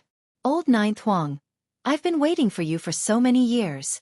Today, Grandpa will break your 9 swords and let you have 1 less sword to carry." Su Fengnian, a layman, was so annoyed that he wanted to kill someone. He knew that this was a peak confrontation between the top experts of Jianghu, but in his eyes, it was just a blade against a sword. He couldn't see anything special about it. It was even less exciting than the duel between the old man with double blades and Grandpa Wei. The only thing he could see was that another sword had flown out of the red sandalwood box. Su Fengnian didn't know that even the best moves couldn't escape the 4 words, "back to basics." De Zhugua forgot to drink. He held his wine cup and sighed softly. Sword 2. Li Yishan, who was in the Tide Listening Pavilion, slowly spat out 2 words, "twin lotus flowers on 1 stalk." The 2 on the mountain and halfway up the mountain clearly had a tacit understanding. 1 sword became 2 swords. 2 swords became 3 swords. Sword 3. 3 Jin. 3 swords filled the sky with sword light, enveloping the world. Old man with double blades and Old Huang with 3 swords. They were practically half gods and half immortals. Su Fengnian sat down on the boat and laughed foolishly. You deserve a reward. These are all F***king top-notch skills. Chapter 26. If Su Fengnian heard what his father and master said, he would definitely teach Old Huang a lesson. In the future, when choosing the names of the sword moves, he should pay more attention. 3 swords out of the sheath was 3 Jin, so 4 swords would be 4 Jin? At that moment, Su Fengnian wanted to ask Old Huang how many compartments there were in the red sandalwood sword case, and how many swords were in it. The battle ended quickly and unexpectedly. This made His Royal Highness, who had not watched to his heart's content, feel even more unsatisfied. He thought to himself, "Old man, Old Huang, you two heroes don't feel bad about the palace's architecture. Just tear it down. You don't need to pay for it, right? But life is not as you wish." Su Fengnian could not rush up crying and begging the two masters to continue the battle. Swords have no eyes. Life and death is one's own responsibility. Afterwards, after an expert's explanation, His Royal Highness learned that in the battle, Old Huang with the case on his back had used 3 swords in the end, a total of 6 moves. It was definitely not like what the storyteller said with his mouth full of saliva in the tea house. The battle between the two unparalleled masters must have been dark for several days and nights. In short, it was not shocking, and ghosts and gods would not cry. At that moment, the old man with the sword sat in the dilapidated pavilion with only the base of the platform left. His 2 swords were stabbed into the ground. His face was ruddy, and his hair was white. He shook his head and said, "Let's not fight today." The short and thin old Huang with the case on his back stood on the long embankment. He rubbed his hands and then put them into his sleeves. But in the hearts of most of the spectators, it was extremely absurd. This old coachman who could not even make a fart after being beaten a few times was really a real person who did not show his face to scare people. Su Fengnian was undoubtedly the most shocked. He did not know that it was old Huang who had single-handedly beaten the old man to the bottom of the lake. If not for that, would the great pillar of the country, Su Xiao, be at ease and let his most beloved son travel 6,000 li? Every time his life was hanging by a thread, he still managed to keep his life? Sitting on the ground, the old man shouted to Su Fengnian, "Kid, give Grandpa some wine and meat. After eating and drinking, I will fight with old Ninth Huang for 500 rounds. Whoever loses will go to the bottom of the lake." Su Fengnian could hear the old man's heroic voice from afar. After hesitating for a long time, he still ran to ask the steward to prepare a sumptuous meal. He specially prepared a whole roasted suckling pig and placed it in an oversized food box. Su Fengnian carried it and ran up the long embankment. His footsteps became slower and slower. When he passed by the coachman old Huang, he threw a glance at the old servant, who was still complaining that His Royal Highness had forgotten to reward him with a pot or 2 of dragon rock sunk vat. The old servant rubbed his cheeks to indicate that he was fine. Only then did Su Fengnian muster up the courage to step forward and place the food box on the ground in front of the old man. Just now, the steward didn't forget to give His Royal Highness a few crispy cucumbers. The old man didn't stand on ceremony. He tore off a pig leg and stuffed it into his mouth. His mouth was full of grease. After eating live carp with a fishy taste for more than 10 years, the 10-foot-tall old man clearly liked this exquisitely cooked suckling pig. Su Fengnian squatted in front of him and slowly nibbled on a cucumber. He was thinking of a touching opening speech. After all, they had been friends for more than 10 years. He had to make good use of it. In the past, when he entered the water to look at the old man, it was as if they were looking at each other in the underworld. Now that he was finally in the world of the living, he had to come up with a plan. Otherwise, he would be scared witless and take the risk to make such a big fuss. Moreover, he also had to be busy. It was not in line with His Royal Highness' style of doing things. Without waiting for Su Fengnian, whose eyes were secretly rolling around, to finish his little abacus, the old man bluntly said, "Back then, it was the King of Baelyong's scheme and old Ninth Huang's strength that made me, your grandfather, live at the bottom of the lake and live a life worse than death. Today you saved me, so we're even. I also exchanged blows with old Ninth Huang and turned his 5 broken swords into 4. As for Baelyong Palace, your grandfather is kind and won't tear it down. Kid, don't expect your grandfather to repay your favor." Su Fengnian, who was staring blankly, thought to himself that he had met an opponent who was as thick-skinned as him. He carefully asked, "Old Grandpa, there's wine and meat in the mansion, and old Huang will fight with you. Why don't you stay?" The old man sneered and said, "There are many masters in the world. After I defeat old Huang's 9th saber, your grandfather will go to Martial Emperor City and defeat the world's 2nd best. If your grandfather isn't the world's best, then what am I? A small prince's mansion is not worthy of your grandfather's attention." Old Huang, who had taken off the red sandalwood sword case to sit on, put a blade of grass in his mouth and chewed carefully. He imitated His Royal Highness and rolled his eyes. Su Fengnian looked embarrassed. He had no experience dealing with a hero like the old man, who killed people as if they were chopping melons and vegetables. He did not know what to say. The last cucumber in his hand was snatched away by the old man.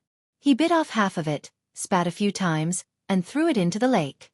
The old man, who was busy dealing with a pig's trotter, glared at Su Fengnian and said, "Kid, you want to eat this tasteless thing?" Su Fengnian, whose face had been sprayed with saliva, lifted his sleeve and wiped it away.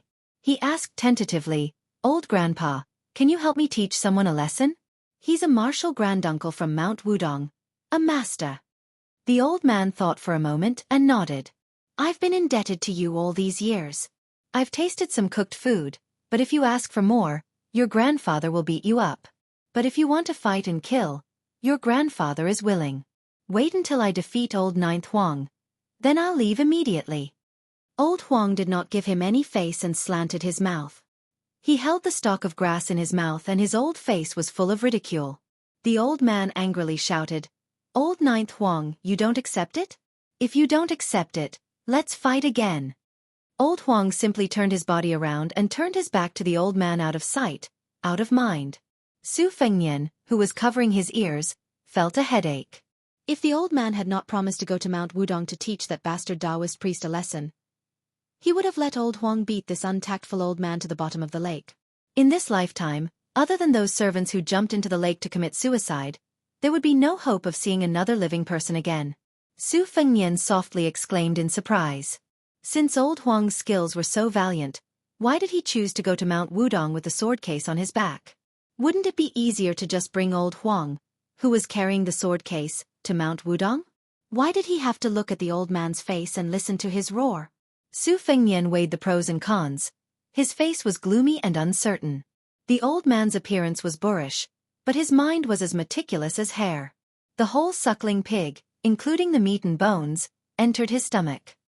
He patted his stomach in satisfaction and said with a hee-hee, "Child, as soon as I saw your eyes turn, Grandpa knew that you were thinking of something." "What? You want old Ninth Huang to throw me back to the bottom of the lake? To tell you the truth, it's easier to invite Buddha than to send Buddha away. If I hadn't fallen into Li Yuanying's evil scheme, even if I didn't defeat old Ninth Huang, Grandpa would still be able to come and go as I please." At the bottom of the lake, there were 4 iron balls weighing 4,000 catties.